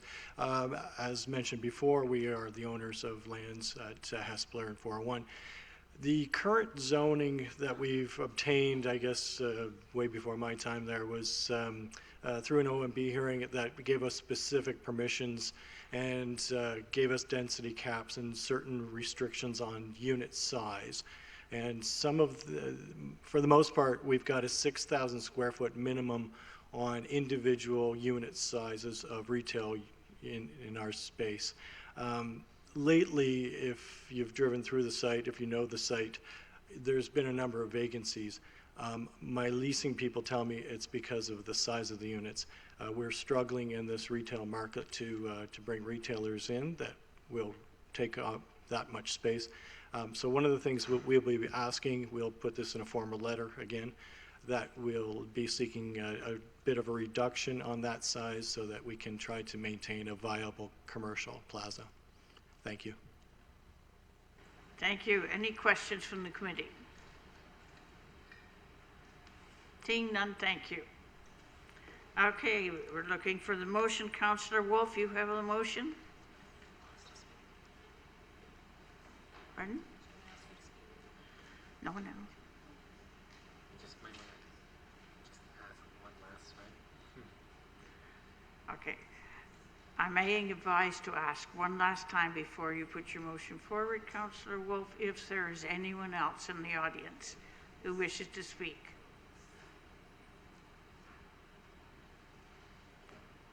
Seeing none, I think we're ready to go forward. Councillor Wolf?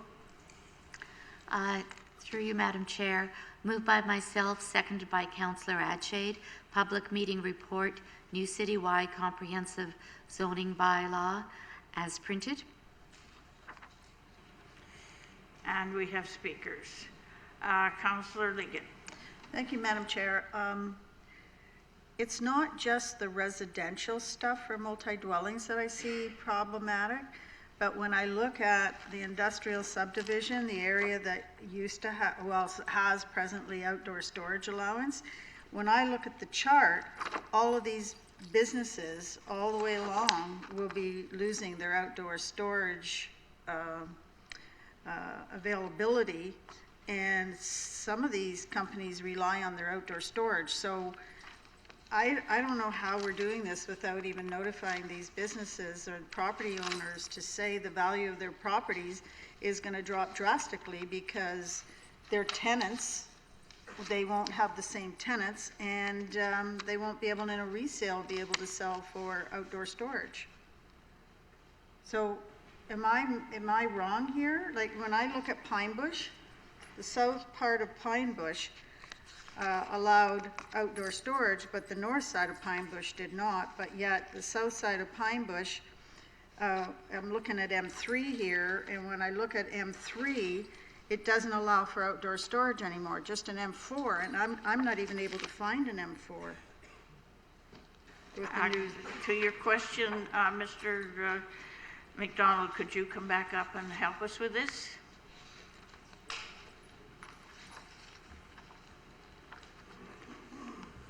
Thank you. As mentioned, any specific mapping requests we'll take a look at. I can tell you, however, that lands on the north side of Pine Bush are now designated employment corridor as per the official plan, and there is no permission in the official plan for outdoor storage in that area. So we've implemented those planning or those policies in the zoning bylaw, and that's what we've done. So that's why you see no outdoor storage being permitted on those properties on the north side of Pine Bush. I'm not talking about those ones. I agree, those are. okay. Sorry, through you, Madam Chair. That's what I said. The ones on the north have never allowed that. The ones on the south side, though, all of those properties, as far as I know, are currently allowed to have outdoor storage.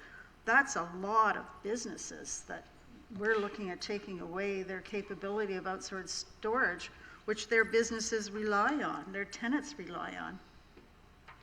So, can you tell me which schedule you're looking at in particular, and then I can just look at the same one you're looking at? I'm looking at F12, F11, F10, F9, Eagle Street. So those, 14, 13. So, to answer your question, those properties are zoned M3, and if you look on page 92 of the bylaw, in the M3 zone, accessory outdoor storage is a permitted use on page 92. Excuse me, Madam Chair. On page 94, outdoor storage, it says it's only allowed in M4. All right, your paging is going to be different than mine. So on the first page of part 9 of the bylaw, there you go. And towards the bottom, you'll see row number 1, accessory outdoor storage permitted in M1, M3, and M4. So if you go 3 pages over, item number 40, outdoor storage use, the only zoning that's being allowed now is M4. Right, okay. Those other ones don't Now I have understand, now I understand your question. So an outdoor storage use in the bylaw means a use that doesn't have a building. So that's your heaviest industrial type of use, and that's, I think, in the older Galt East subdivision, the industrial area, that's where you see the M4 zone. So someone within the M3 zone, if they want to carry out any kind of use, there has to be a building there. And if there's a building, they can have storage associated with it. What they can't do is use the entire property for outdoor storage. That's what the bylaw is saying. So it's just vacant lots that you're talking about? That's correct. So are there any that you are thinking of that currently do that? Like, are those people being notified that that's being done away with? Or, because from what I understand, there's no grandfathering with this. Well, there is grandfathering. If there is if any property in the city of Cambridge is being legally used in a way today, and the new bylaw comes in and says you can't do that, then they are grandfathered, as long as they were legal before, right? So with respect to an outdoor storage use, I don't believe, based on my own knowledge, that there are any properties in that area that are just outdoor storage. Okay. Okay? That's fine. I just don't want to see anybody Fair lose enough. the No, I understand. capabilities and their property values on that. Okay, thank you. Okay, I think we've satisfied that. I think so. Thank you very much for coming forward. Okay, you heard the motion? All those in favor? Opposed? The motion is carried unanimously.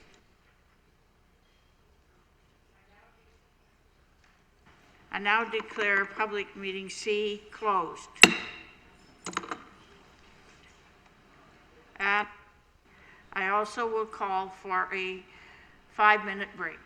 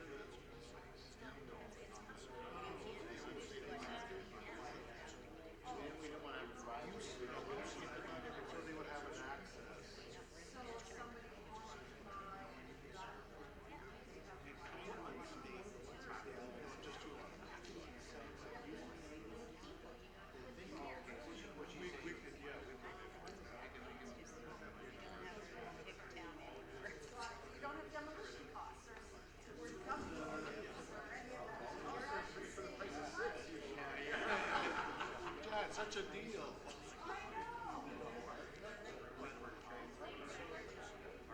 Yeah, no, but we had some good meetings there.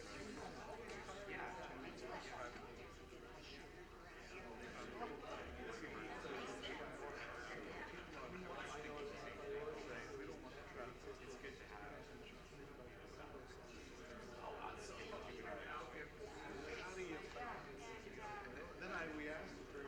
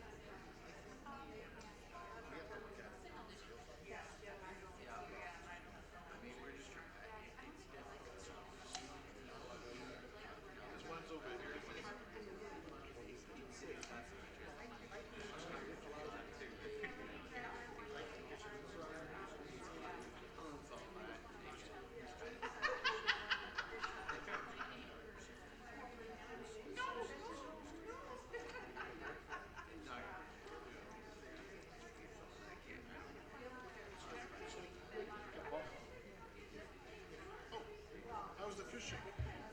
Great. Good? Wow.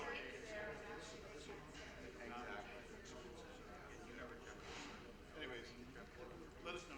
Yep. Well, it's probably a while off, just, you guys have a long way to go yet. No, we don't. It's pretty easy. It's easy. Jan, work with us.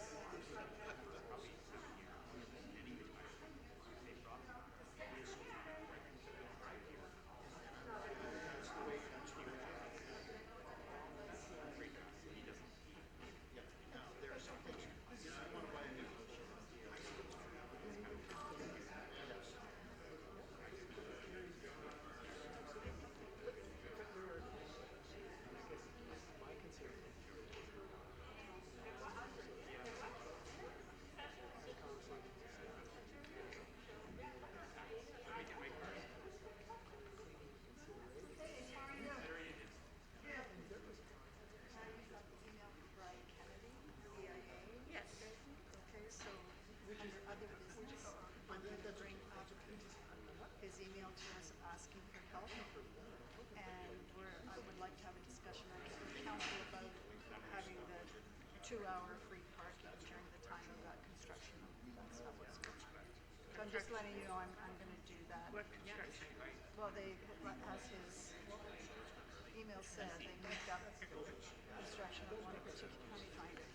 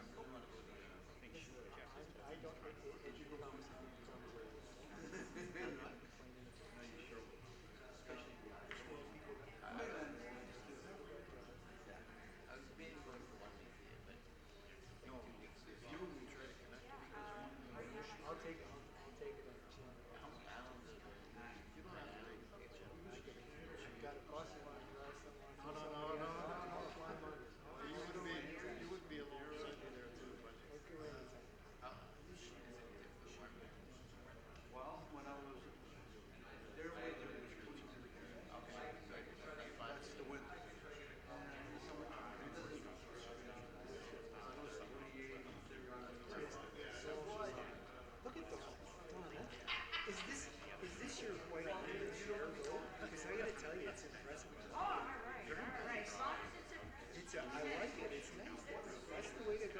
Styling that. Michael wanna borrow it next time he's the chair.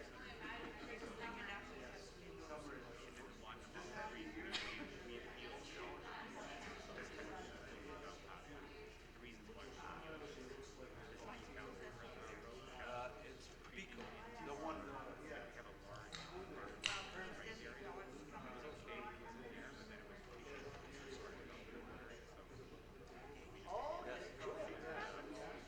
Yeah, I mean, it's up to council. I mean, I don't vote for nine people, so it's up to them whether they want to go for that or not. Yeah.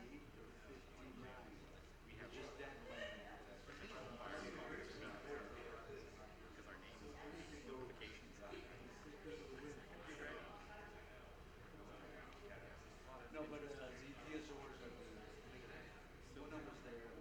And we lived in Cape Kitchener for a number of years, like our Union area, like we lived in the south end and then we moved to older neighborhoods. Which state?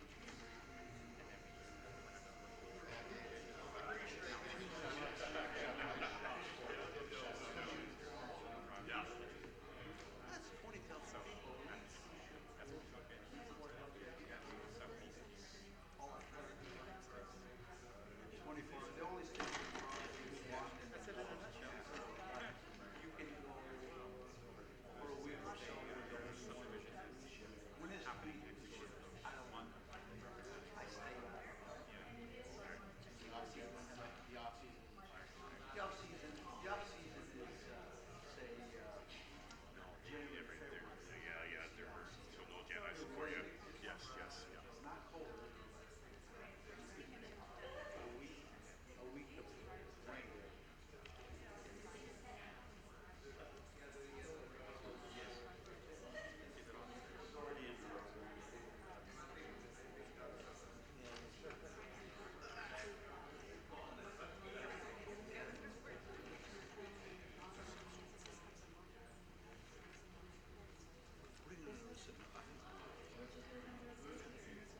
Yeah. Just it's something to make those Have you tested the pot or? No. Oh, I talked to all kinds of them about it, so I just want to make sure I have the votes before I do this. So, Yeah. 1, 2, 3, 4, We can do 5, today. 6. I can see Yep. because we were ready to do. Oh, Michael wants to.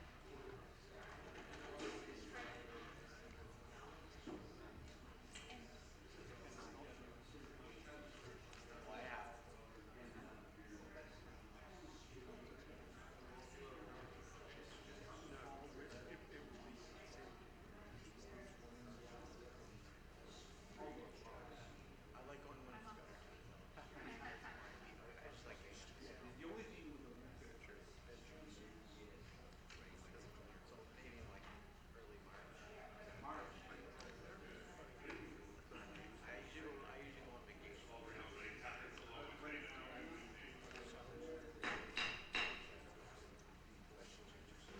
I'd like to call this meeting back to order.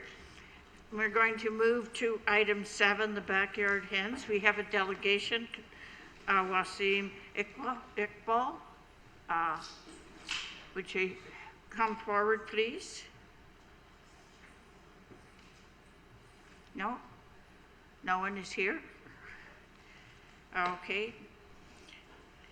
Then we do not have any presentation on this, so we'll move to the motion. Councillor Montero?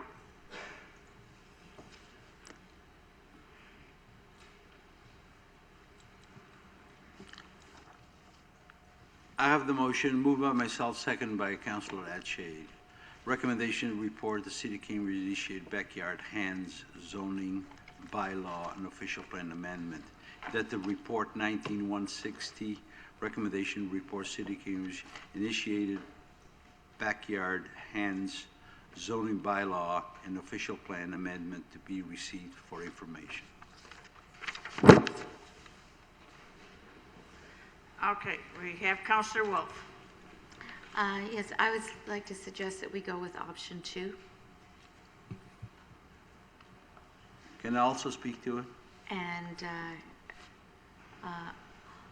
with option 1, those people who have chicken coops. If anyone complains, they have to get rid of them. I think we wanted to allow people who already had them to keep them. So option 2 allows people to keep them for the life of the chickens.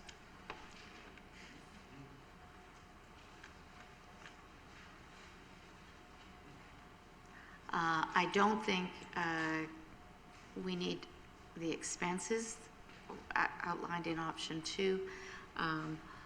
The Chamber of Commerce, their visitor center said they would register any coops for us. Right now, I think staff had only had one complaint ever on the coops. When we were going to allow new coops, that was only going to be, they figured 25. So I really don't think this is an issue. We don't, we're not aware of the coops. I just think that for those that are operating obviously quietly in the city, I would hate for them to lose their coop just because someone now knows that it's illegal to have a coop, so then they can complain and they have to shut down sort of immediately. So I would like option 2. Thank you. Do you have a seconder for option 2? Because option 1 is on the floor, actually. You have a seconder in Councillor Rametta. Okay, so we're speaking to option 2. Councillor Mann. Well, thank you, Madam Chair. I was going to speak to option 1, so I'll just save my comments. Well, I think that you might want to speak because you might not get a chance to. But that's entirely up to you. Can you put it back on? Then I guess this is probably my second chance, is it? First. Staff have made a recommendation to us to accept option 1. And staff have also suggested that it would only be on a complaint basis. And staff have suggested that a year would be given, up to a year would be given if a complaint was issued. And I think we have to look a little bit bigger and broader. We have, and I just heard this the other day, that not only in Cambridge do we have a rat problem, but rat infestation is rampant across the province. And I think we have to do everything we can to try and curtail that. And I know that people who have coops have clean coops and well looked after and well maintained, but I also want to make sure that we do the right thing in keeping our communities clean.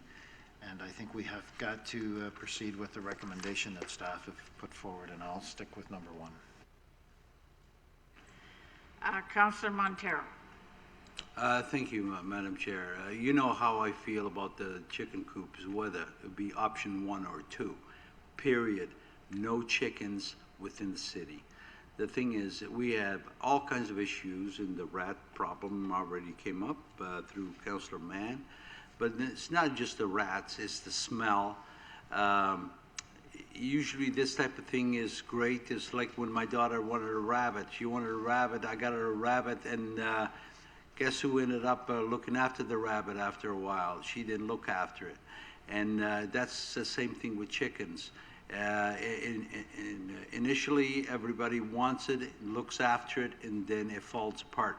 So chickens shouldn't be within the city limits. If you want chickens, move out to the country. I'm against both, and I'll vote against it. Thank you. Now we'll move to Councillor Devine. Yes, thank you to the chair.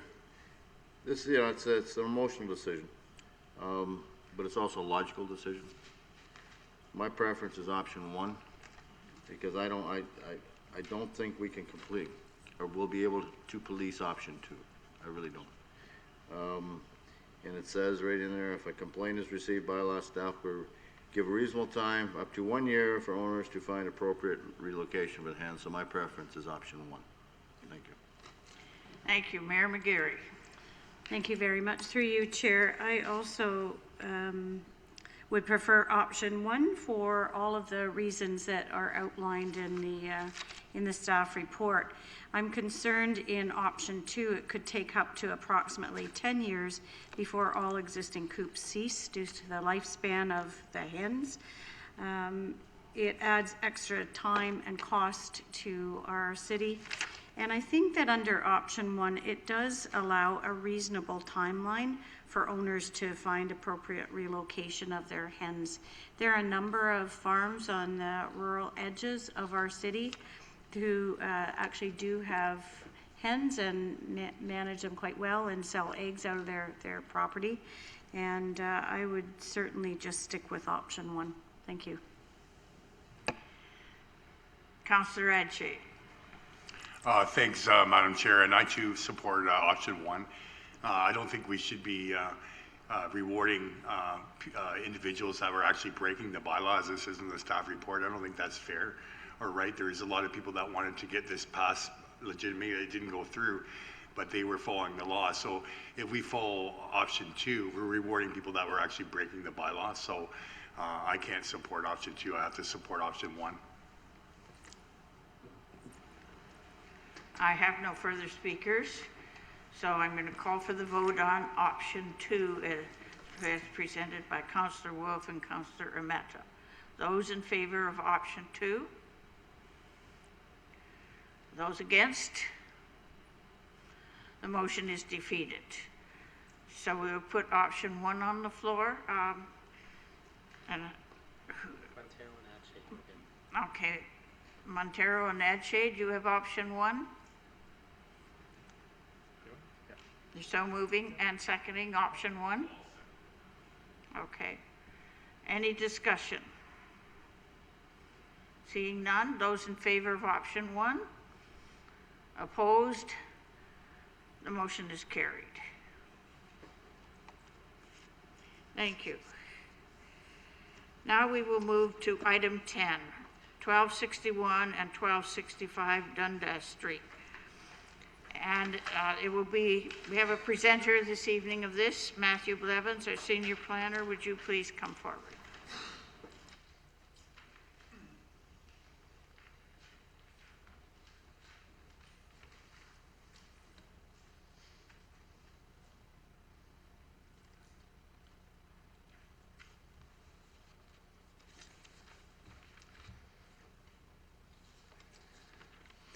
Good evening, Madam Chair, Madam Mayor, members of committee staff and the public. Before you this evening is a recommendation report for the combined properties of 1261 and 1265 Dundas Street South. Shown on the map here, it is the easternmost property, if you, for tonight's purposes, exclude the properties at the bottom here. It's the easternmost property along the stretch of Dundas Street South, right at Branchton Road.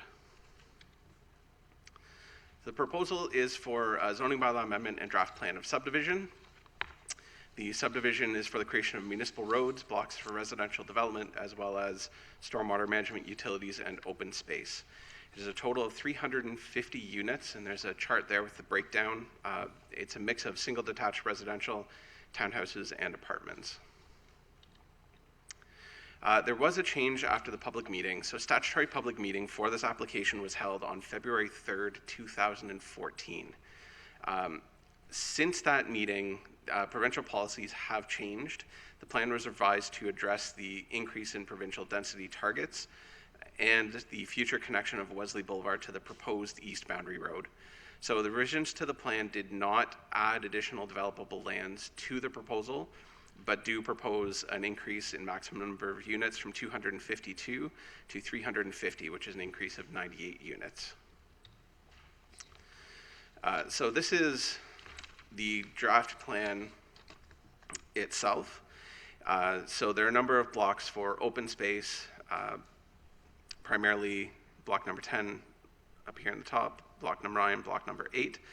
That's open space around existing environmental features. Those lands are proposed to come to the city to be in public stewardship through the registration process if the applications are approved. There's a block for stormwater management pond here, which will service not only this proposed subdivision, but the city-owned lands to the north as well.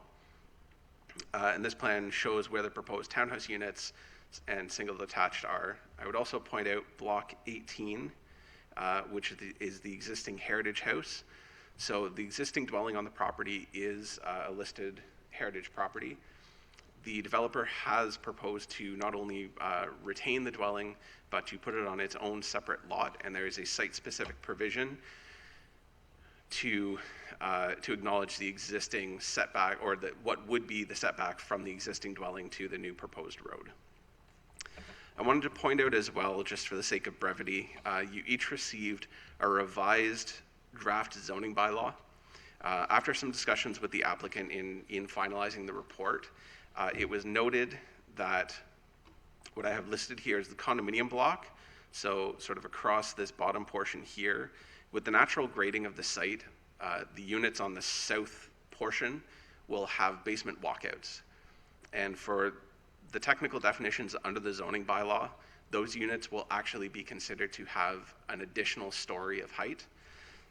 So site-specific provisions have been included for 2 stories maximum height for single detached dwellings and 3 stories for townhouse dwellings. Along those blocks, because of the grading, that's increased to 3 stories for a single detached dwelling and 4 stories for a townhouse. But it's important to note that from the street, they will still present as the same height as the rest of the development. They will just have the benefit of a basement walkout. What this plan here shows is the proposed trail connections through the site. So it connects to an existing trail network through the Green Gate subdivision to the northwest, comes along the property and connects through sidewalk out to Dundas.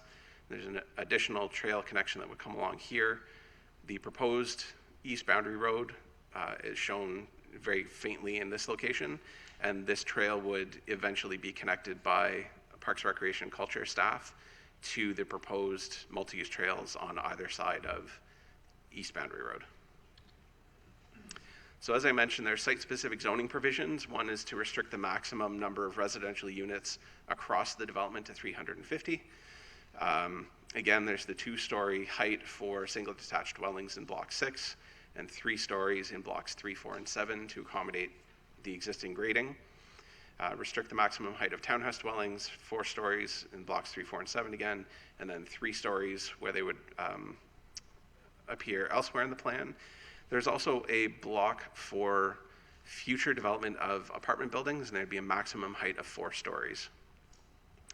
And just for your benefit, that block is located right down here at the southeast corner of the plan and would have access from Dundas Street South. As I mentioned, there's the reduced minimum required front yard setback from 6 meters to 5 meters for the existing heritage dwelling, and some technical amendments to allow for future plans of condominium. So that would allow frontage of units onto a private road, as well as applying cluster development setback requirements if a parcel of tied land or common element condominium is established. I also note that for that apartment block in the southeast corner of the site, there's a holding provision, so the lands would not be able to develop until full municipal services and access to Dundas Street South are secured. So this is one potential concept for how Block 13 could develop. I would note that Block 13, as it would be for apartment use, would have to go through the site plan process, which would look at location of the building on the site, location of parking, transportation, as well as the facade and general design of the building.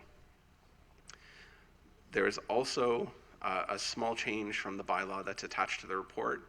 In the report, this band here around the apartment block is labeled as O2 or open space, and that was inadvertently put in as open space. It should actually be multiple residential with a site-specific restriction that only permits parking and associated uses, so parking stalls, laneways, turnaround areas, and amenity space. It does not permit any permanent structures, so that would help act as additional buffer between that apartment block and the existing natural area to the north. There are a number of considerations the staff went through in writing this report. In my opinion, there's a very detailed planning analysis, so I won't go through a lot of that unless there are questions. But generally, the official plan policies, as well as the proposed site-specific zoning regulations, I would note there were also comments received from the public from that public meeting in 2014 and written submission, and those have been addressed in the report as well. There was a revised, on the other business memo, there's a revised set of recommendations. The only thing that has changed from the staff report is this recommendation here, that Cambridge Council endorse the principles of cost sharing in attachment number 7. So I can go into this in more detail if anyone's interested. Basically speaking, as I had mentioned previously, there's the city-owned lands to the north of the proposed development here. The city would be acting as a developer on those lands. City staff from Parks, Recreation and Culture, as well as the Project Management Office, have been in discussion with the applicant, and they have put together principles of cost sharing as to who would pay for certain servicing to benefit both sites. Those principles have been attached to the staff report. So the recommendations as put forward would be that council approves those principles of cost sharing. If there are significant differences from those principles to what ends up happening with the ultimate development of the site, then staff would have to bring a report back to committee and council to request for additional funds. Otherwise, the sort of business of going back and forth between the two developers and working out what the numbers are exactly based on the different work required would be done at the staff level based on the open capital project for the development of these lands by the city. Hopefully I haven't confused anyone with that simplification of the change. And at this point, I'd be happy to answer any questions. Thank you, Mr. Blevins. We do have questions, at least one. Councillor Mann. Thank you, Madam Chair. And Matthew, if you want to go back to that last slide that you had up about the cost share. Oh, yeah, sorry. Thank you. And through you, Madam Chair. My concern about that recommendation is that cost sharing could be significant for the city. That portion of it could be significant for the city if we share that 50-50, especially if the developer is doing a development of 350 homes on the southern part of that property. So I don't want to commit to something.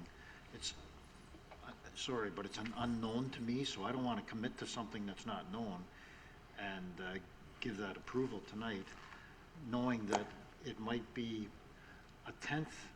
The city might be responsible for a tenth of that infrastructure, but we might spend 50. We might be responsible for 50% of it when it comes back to the cost sharing agreement. So I need more information on that before I could approve that. Certainly. So through the chair to the councillor, if you look at attachment 7 to the staff report, and I will apologize, I don't have the agenda package page numbers.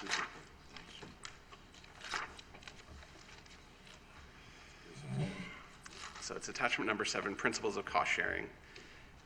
It goes through, and I will indicate that the developer and their consultant are here this evening. They were actually involved in the original discussions that led to these principles of cost sharing.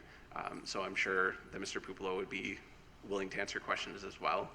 But from a staff perspective, there is a limited amount and scope of work that has been agreed to for cost sharing. So some of the bigger ticket items would include the crossing of Moffat Creek. So the extension of Wesley Boulevard from the Greengate subdivision down to the East Boundary Road. There, the city lands would benefit from the crossing across Moffat Creek. So there'd be a cost sharing component for that. There would be a cost sharing component for the construction of Wesley Boulevard. And again, Mr. Pupolo can go a little bit more into the details. The cost sharing may not appear the way it would ordinarily for Wesley Boulevard because Wesley Boulevard is being proposed entirely on the Bosdale Farms lands so as to minimize any land from the city-owned portion that would be lost, meaning there's less area to develop. So there was I think it's fair to call it sort of an equalization of the impacts that had on the Bosdale lands. I'd also point out that there is a general cost estimate for the works that occurs right at the end of attachment 7. So it has a description of what the items are. It has the totals, the portion that would be the responsibility of the developer, the portion that would be the City of Cambridge as a developer, and then the portion that would actually be eligible for expense through development charges.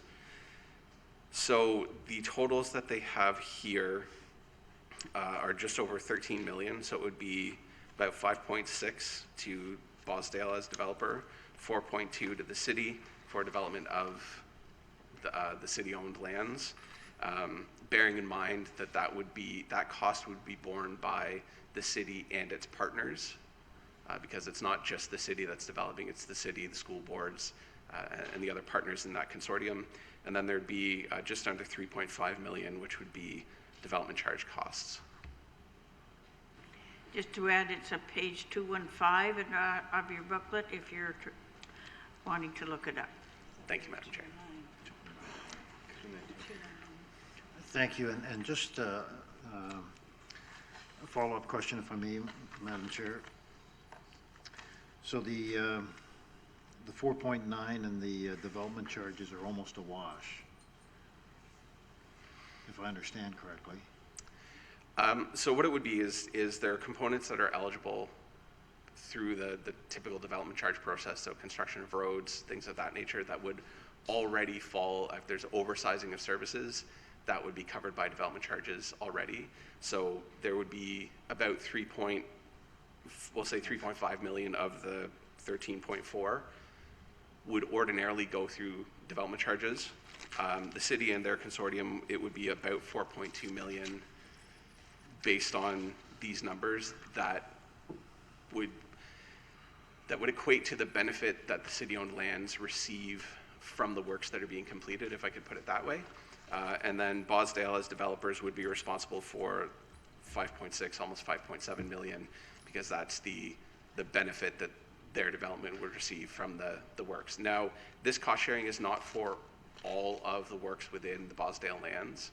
It is only for things like the stormwater management pond, Wesley Boulevard, the crossing of Moffat Creek. So it's only for the portions that benefit both the city-owned lands and the Bosdale subdivision. Okay, thank you, Matthew. And just for clarification, Madam Chair, these are today prices. When would we anticipate that this development would go through? Through the chair to the councillor, Mr. Puplo would be in a better position to indicate what their schedule is in terms of shovel to ground. And with all due respect, the development of the city-owned lands would be a decision of this committee and council based on recommendations and proposals that are brought forward by staff as the land is indicated as ready for development. Thank you, Matthew. Councillor Montero. Thank you. Through the chair. Matthew, is this development, the sewer and water for this whole development going to come out of Wesley Boulevard, or do we have, or they are eventually going to connect to also, or part of the development to the Dundas Street South sewer and water that is not there yet, and where do we stand on that with the province? Sure. Through the chair to the councillor, in terms of where we stand with the transfer of Dundas Street South from the province to the region, there was a letter received by the city recently from the province, which, paraphrasing a little bit, said that we're not moving forward with any transfers across the province yet because they, at a provincial level, are evaluating the overall costs associated with transfers. However, they have indicated that they will not stand in the way of the installation of servicing or turn lanes, and that would be in reference to the Lakeview subdivision, which is further east from here. In terms of the servicing, I'll ask Mr. Pupolo to speak to that, but my understanding is that there would be some looping through to existing servicing on Dundas. Certainly that apartment block, when services are available, would connect through there. And the remainder of the servicing, my understanding, will come across Moffat Creek with that Wesley Boulevard extension, and will help to sort of further diversify the servicing that's currently in the Greengate subdivision. So it'll allow for sort of pressure distribution across the system, as well as potential future connection through to Dundas to have a kind of broader loop that will make sure that the servicing functions as intended. I see. Just a clarification. Thank you. Matthew, so this letter tells the city that we can go ahead with our infrastructure all the way up to Brenton Road? We got their blessing? Is that what I'm hearing? Through the chair to the councillor, there's two components in play through the Lakeview subdivision. One is a provincial environmental assessment, which the applicant has begun, which will look at the installation of turn lanes to allow traffic to make left-hand turn movements from Dundas Street South into the Lakeview subdivision. Yes. The other component was clarified by the province through meetings at the staff level that there was not an environmental assessment required for servicing within the Dundas Street South corridor, because it was already reviewed through an environmental assessment of the Southeast Galt neighborhood in 1999. That environmental assessment is still valid. And what the province is saying is, through that development, if services are going to be installed within the Dundas corridor, they will not stand in the way of those services, provided that they are installed in keeping with the 1999 environmental assessment. Thank you. That's good news. Thanks. Councillor Liggett. Thank you, Madam Chair. When we talk about the hedgerow removal, which I think is cost shared, right? Through the chair to the councillor, yes, the removal of hedgerow across the properties is one of the cost sharing items. There are hedgerows currently on the city-owned lands, the removal of which have a cost associated with them. So again, that would be a situation where the city would pay for the portions on the city land, and Bosdale Development would pay for the portions on their land.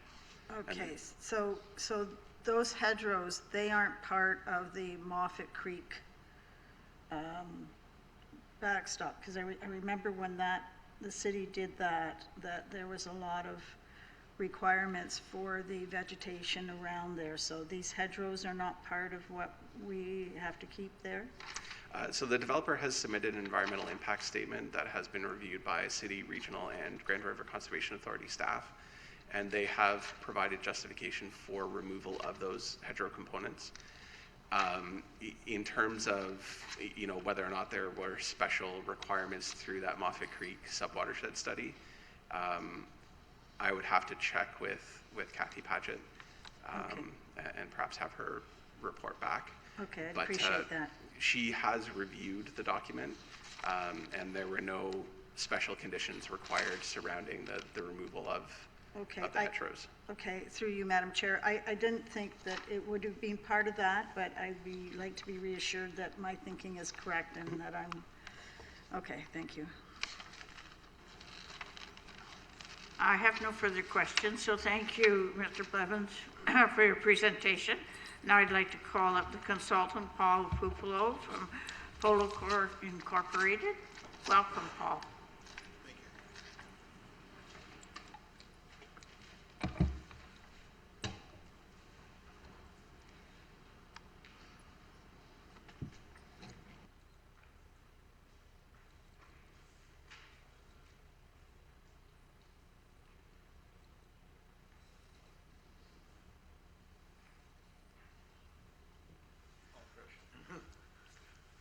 I have my son here take care of the technical aspects of the program. Thank you. Thank you, Madam Chair, and Your Worship and members of council. My name is Paul Pupolo. I'm here on behalf of the property owners.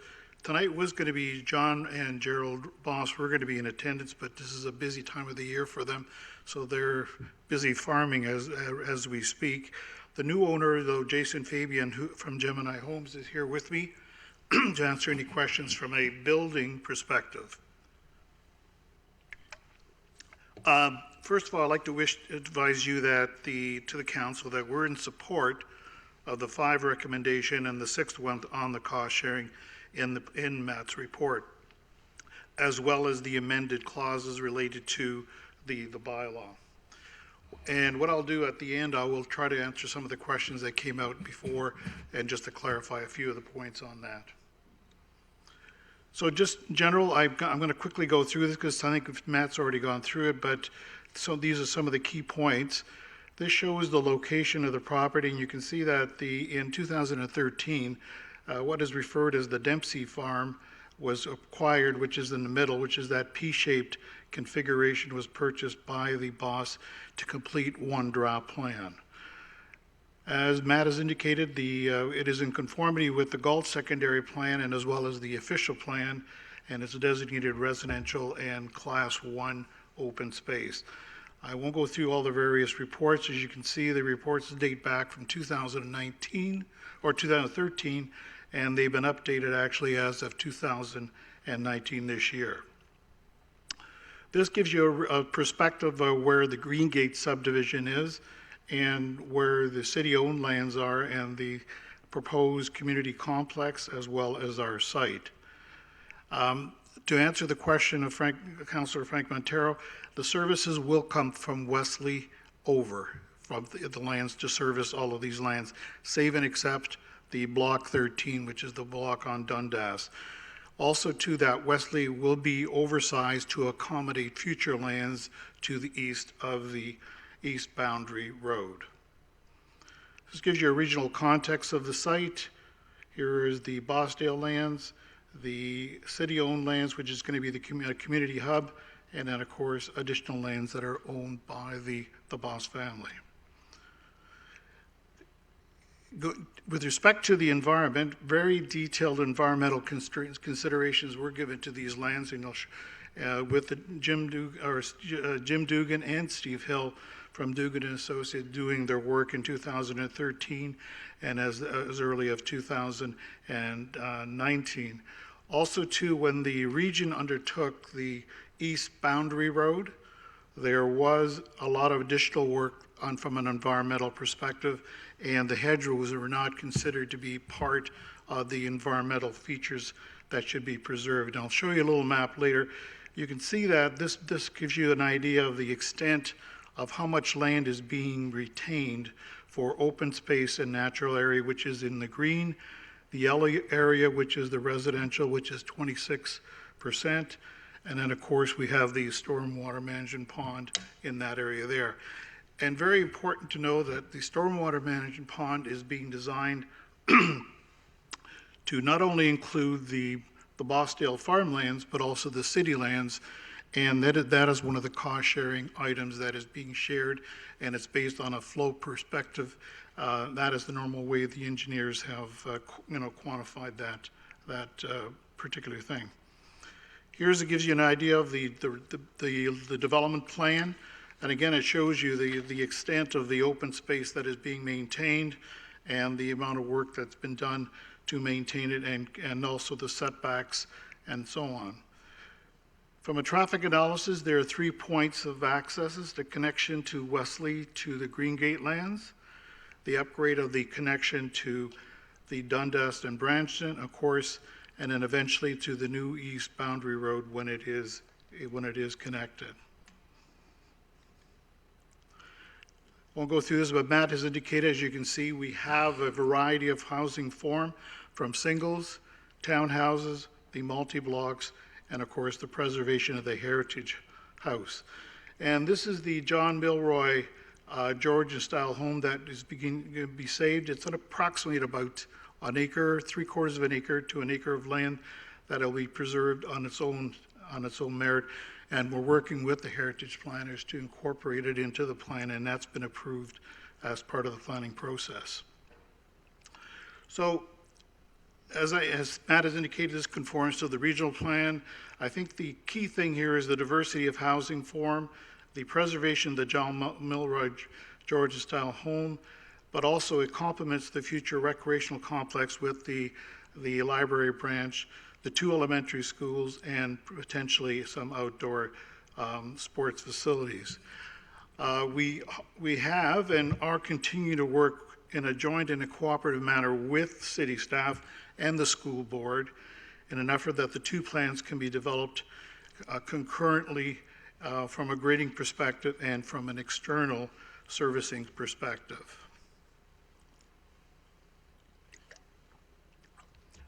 With regards to the cost-sharing principles, we want to thank a lot of the staffs that have been working on it, starting from Matt Blevins from a planning perspective, Adam Ripper from the engineering department, Jason Leach from traffic, Yogesh, of course, as the director and the project manager, has been very active in a lot of our discussions and meetings, Paul Wilms from the park perspective as well.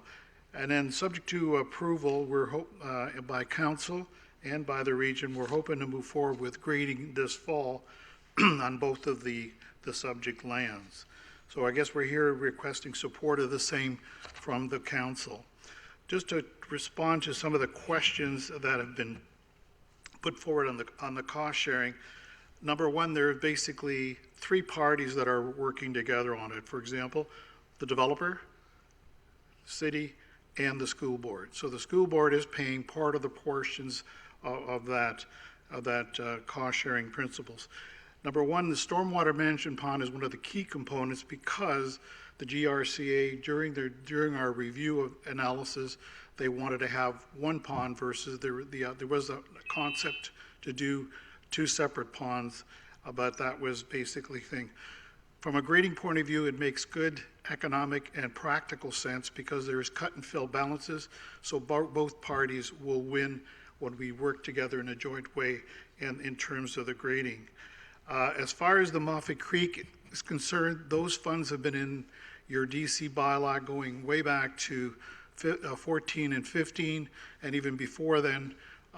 So they've been on the books for a number of years.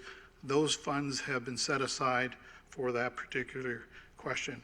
In terms of the price, what we have done is the fees have been reviewed by 3 engineers. The city engineer, our own engineer, and then what we decided to do is get a peer review just to make sure that some of the costs are, and basically the engineers have basically agreed. So the prices that you see here are today's prices with an inflation factor put in there, so that we're hoping that we don't have to go back to council later and have to get some additional fees. So those are the questions on that. So I think I've answered the servicing one. I think I've answered that one, and the hedgerow, which was an issue that was resolved with the GRCA and the region through both 2 EAs, our own EA as well as the EA for the environmental or the EBR for the road, for the East Boundary Road. So I think I've hopefully responded to that, and we'll look forward for your support on the application tonight. Thank you. Thank you, Mr. Pupolo. Now, are there any questions that committee would like to put to him? Well, you must have answered them all very well because we have none. Thank you. Must be that time of the night. Thank you very much, Madam Chair. You're welcome. Now, I will move to the motion. Councillor Montero, you have the motion. I do, Madam Chair, move by myself, second by Councillor Nicholas Armada, recommendation that report 1261 and 1265 Dundas Street South draft plan, subdivision, and zoning bylaw amendment, Bosdale Farms. That the report 19162, recommendation report 1261, 1265 Dundas Street South draft plan, subdivision, zoning bylaw be amended, Bosdale Farms be received for information. There's a lot more here, including the cost sharing. Cambridge Council endorsed the principles of cost sharing in attachment number 7 and report 19162. The rest is printed. Thank you. Any discussion? Seeing none, those in favor of the motion? Opposed? The motion is carried. Okay, we will now move to item 9, 0 to 112 Pine Bush Road zoning bylaw.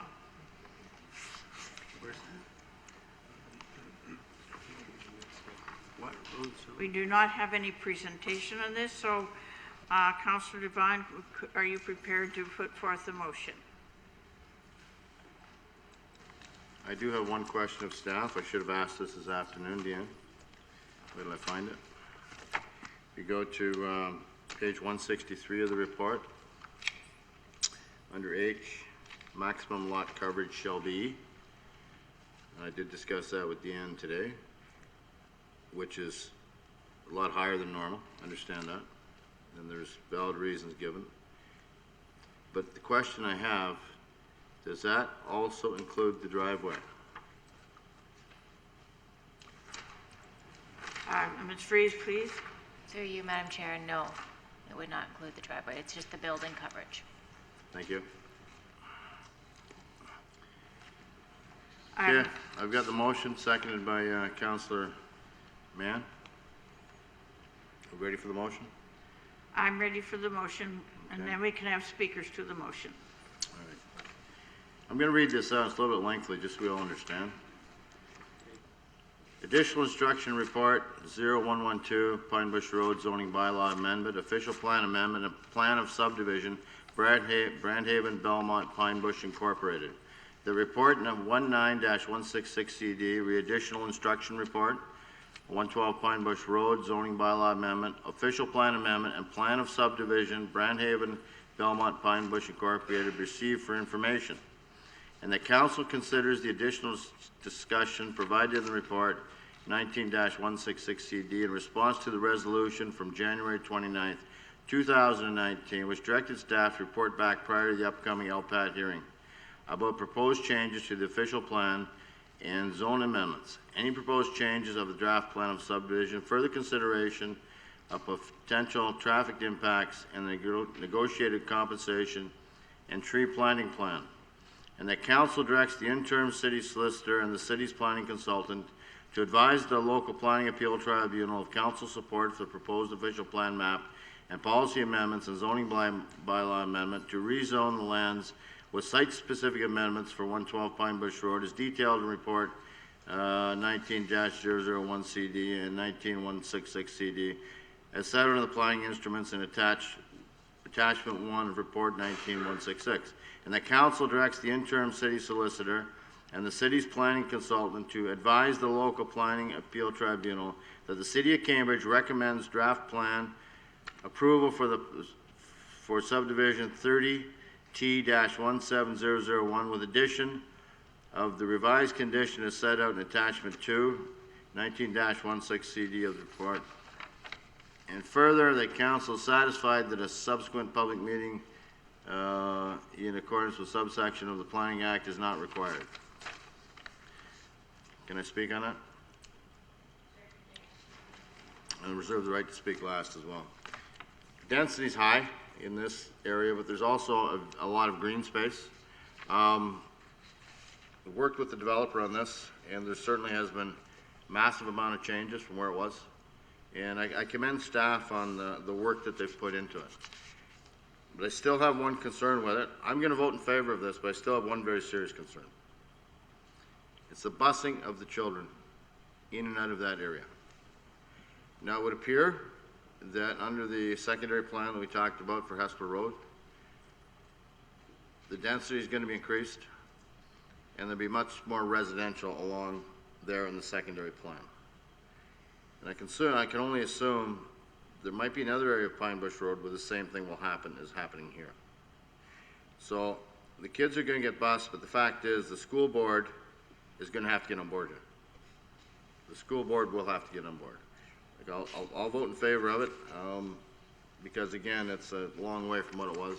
And understand the tree planting situation. I talked to Dr. Coleman today, and he is quite satisfied with the resolve that they've came up with. Thank you. Thank you. And now Councillor Liggett. Thank you, Madam Chair. Yes, I understand that there has been an agreement between Dr. Coleman and the proponent, and so he is pulling his opposition to this at the LPAT. You all received, through Mr. Bromberg, the statement of the school board for that LPAT hearing. You would have received that today, I believe. That statement for the hearing is even more negative than the letter that they had sent for this application in the beginning. It's horrendous. They vehemently oppose this application, and their reasons that they gave are very excellent reasons. And I know kids have been bused for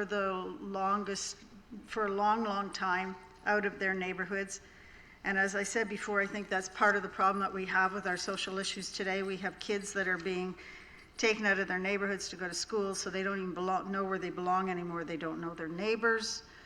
You know, when we were growing up, we try to pick a tulip in somebody's front yard, and the woman would come out and talk to us and say, I'm not saying I did that, but you know, she would connect with you. These kids don't have that same connection.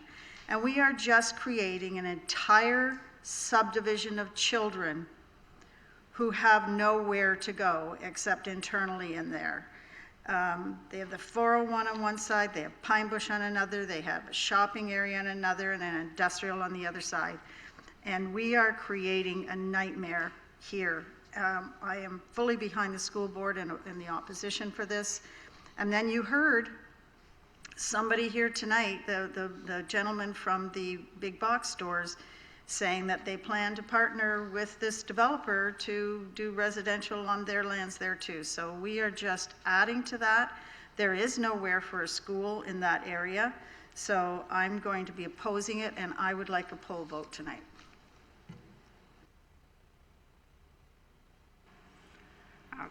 I have no further speakers. Oh, yes, I do. Councillor Wolf. Through you, Madam Chair, I'll be voting in favor of it. As a teacher myself, I realize I have never once taught at a school that didn't have busing, and many students who aren't bused are driven to school by their parents these days. So people, no matter where they live, are not walking to school and having the same experiences we had when we were young, where the entire neighborhood walked to school together and people were very aware. But we need places for people to live, and I think as that area has more and more residents, we will. That's how neighborhoods are formed, with people living there. They won't be living in such an isolation in that subdivision. And the fact that there are stores and amenities there for them. I just have visitors actually here from Germany, and they talked about where they live, and it's an apartment building, 3-bedroom apartment building, full of children. And if you go to Europe, families are raised in apartments, and that's sort of the norm. I think we would all like the large lot, single-family dwelling and children walking to a school close by, but I think, unfortunately, the reality in cities today is that it won't be the case for everyone. So I like the changes that have been made to this development, and I will be supporting it. And now we move to Councillor Leggett. Thank you, Madam Chair. I don't disagree that children live in apartment buildings. I think they have since the beginning of civilization. You know, where we've lived in towns and cities, there we've always had the multiple living quarters. But we have reached a point where so many children are bused to schools, and they're not bused to schools that are nearby their apartment buildings. They are bused right out of their neighborhoods. And, you know, I'm saying that the problem has started 30, 35 years ago when all of this busing started to be the norm because of school budgets. And our social issues in all areas of it, whether it was mental health or whatever, started back then. And I think that the moving kids out of their neighborhoods nearby where they live has just exacerbated that problem on top of all of the other stuff. So that's all I'm saying. I can't support it. I think it's just the wrong location in our city for any type of a development. And as Councillor Wolf said, it's isolated. It's not that it's apartment buildings or townhouses. It's just very isolated. Mayor McGarry. Thank you very much, Chair. I will be supporting the motion. I hear some of the concerns around the horseshoe, but I also do believe that, as we heard earlier tonight through the Hespeler Road Corridor secondary plan, that there may be some more mixed development coming to this particular area. And the increased density in the residences there do help support some of our other transportation plans, such as the LRT coming through in that particular area. And I see that more and more cities are going to a mixed-use residential rather than the large amounts of, or the vast amount of parking lot with 1 or 2 story retail and commercial buildings along our downtown areas. So I see this as a good use to move forward with in a changing landscape along the Hespeler Road corridor. And so I will be supporting the motion. Thank you. Councillor Montero. Thank you. I'm also going to be supporting this development. And the thing, in the very beginning when this first came up, I found it an odd place to build a subdivision. But we're talking about, what, 150, almost 200 residences there? That's a neighborhood, really. When I grew up, Pollock Avenue, you had Rich Avenue, Lincoln Avenue, Ball Avenue, Main Street. I don't think it accumulates to that number of residences, including all these streets. So we have to infill. We cannot spread. The days of having big, huge backyard and a picket fence, those days are gone. So we got to get used to this idea. So I think it's going to be a good development, and I'll be in full support. And I agree to the poll vote. Thank you. And now Councillor Devine, and as the mover, you close debate. Thank you, through the chair. Busing is not new. I was bused to school 50 years ago, so it's not a new rendition, okay? Years ago, when you were in Hespeler, there was no high school in Hespeler. Jacob Hespeler was built, 20, 25 years ago, so when we went to school, we were bused. All right, and it happens. It happens. And if you take a look today, of all the problems that we've had with schools, kids don't walk to school today. Their parents drop them off.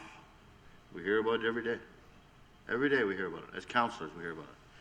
Parking's a problem here. Kid almost gets hit there. We've all heard it. So the days of kids walking to school, they just don't seem to be normal. And this is higher density housing, will be a little bit cheaper for people. But additionally, there's going to be a component of a couple apartment buildings there. And we need rental housing in this city badly. Very, very badly. And the advantage there is they can put up a 12-story building and the neighbors aren't going to complain because the vehicle's going up in 401, they don't care. So I support development. And again, from where we are today, where we started out, 18 months ago, 2 years ago. It's come a long way. So I will support the motion. Thank you. Okay, the debate is closed, so we're ready to vote on the motion. Was a poll vote called for? Okay, poll vote called for.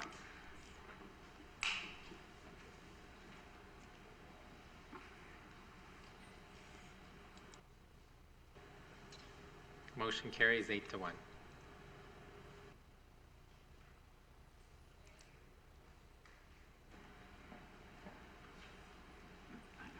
Councillor Leggett, consent? I'm getting there. The clerk is urging me to hurry it on.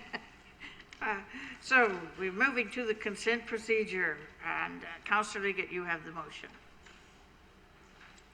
I do. Thank you, Madam Chair. Moved by myself, seconded by Councillor Mann.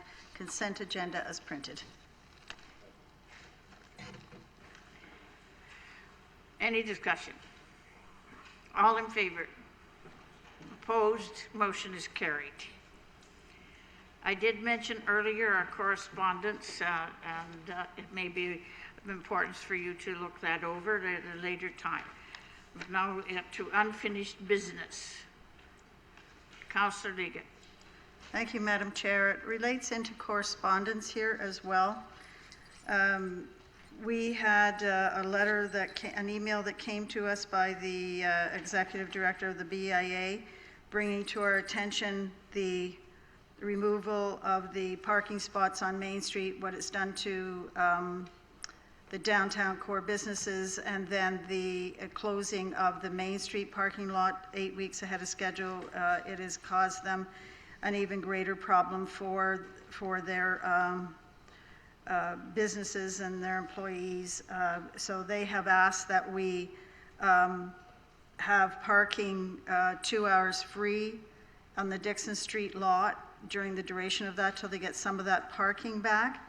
So I'm wondering if, as council, we can together agree to direct staff to allow that to be 2 hours free parking until they can have some relief from that. Councillor Leggett, I'm going to accept that as a notice of motion. No, we do no, have direction. Excuse me. We Direction. do. Excuse me. I'm going to accept it as a notice of motion because we are going to have a report on this in 1 week's time. Staff is currently preparing this report that will come to us in 1 week's time. And tonight, we do not have any engineers here to assist us in anything that we might decide that we want to do. And I think we really need to do that. To do motions on the fly is not a recommended way to proceed. And I don't think it's fair to our staff who is already currently working on a report that will come in 1 week's time.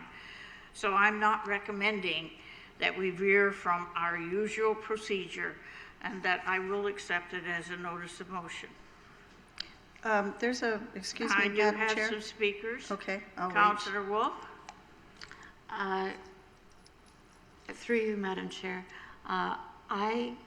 if we're not accepting it as a notice of motion, what we're getting from the BIA and what we got last week from speakers is that this is an emergency right now. So while we're waiting for the solution next week, I would suggest that the direction to staff be at least no tickets be given in the Dixon Street lot until next week, if nothing else. Could you respond to that? I'm just asking staff to respond. We're deciding which one's going to do it. Yeah, thank you, Madam Chair. Through the chair, we can definitely take that into consideration to put a hold or a freeze on an interim period until council has a proper report, which is coming back in 1 week's time. I think that'll address what Councillor Leggett's asking for in the interim. Okay, I have Councillor Montero. Yeah, thank you, Madam Chair. Yeah, if that's the case, and I'll agree with waiting another week, but this is something that we had a report last week when we were here, staff was here. We dropped the ball that night, and it's affecting a way of business downtown. It's very important to these people to have that parking lot with a 2-hour free parking.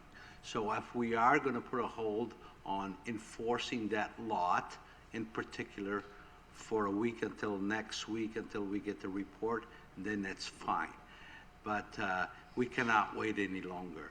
These people are in dire straits. They're losing business left, right, and center. We heard them last week, and that's something we have to do.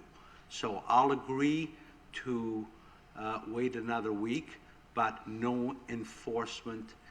Let's open the gates or whatever it is there, or disconnect the machine that they can park there for the 2 hours until we get this resolved. Thank you. I have no further speakers, so I take that direction has been given to staff, and that will happen. Any non-jurisdictional items? Okay, we're looking at the close of meeting. Oh, Councillor Wolf, sorry about that. No, she didn't. Through you, Madam Chair. I have a notice of motion moved by myself, seconded by Councillor Montero. The motion is that Cambridge Council supports the ban of single-use plastics proposed by the federal government, and that a ban of single-use plastics, plastic straws and stir sticks, be implemented at City Hall immediately, and further that a more detailed implementation plan be drafted by staff and reported back to Council by July 23rd, 2019.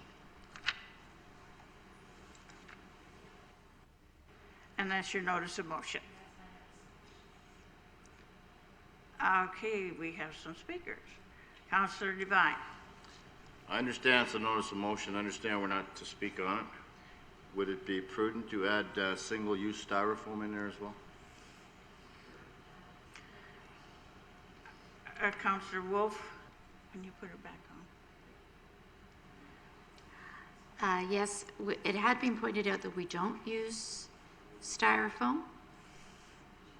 We don't use styrofoam, so we could say, and continued non-use of styrofoam.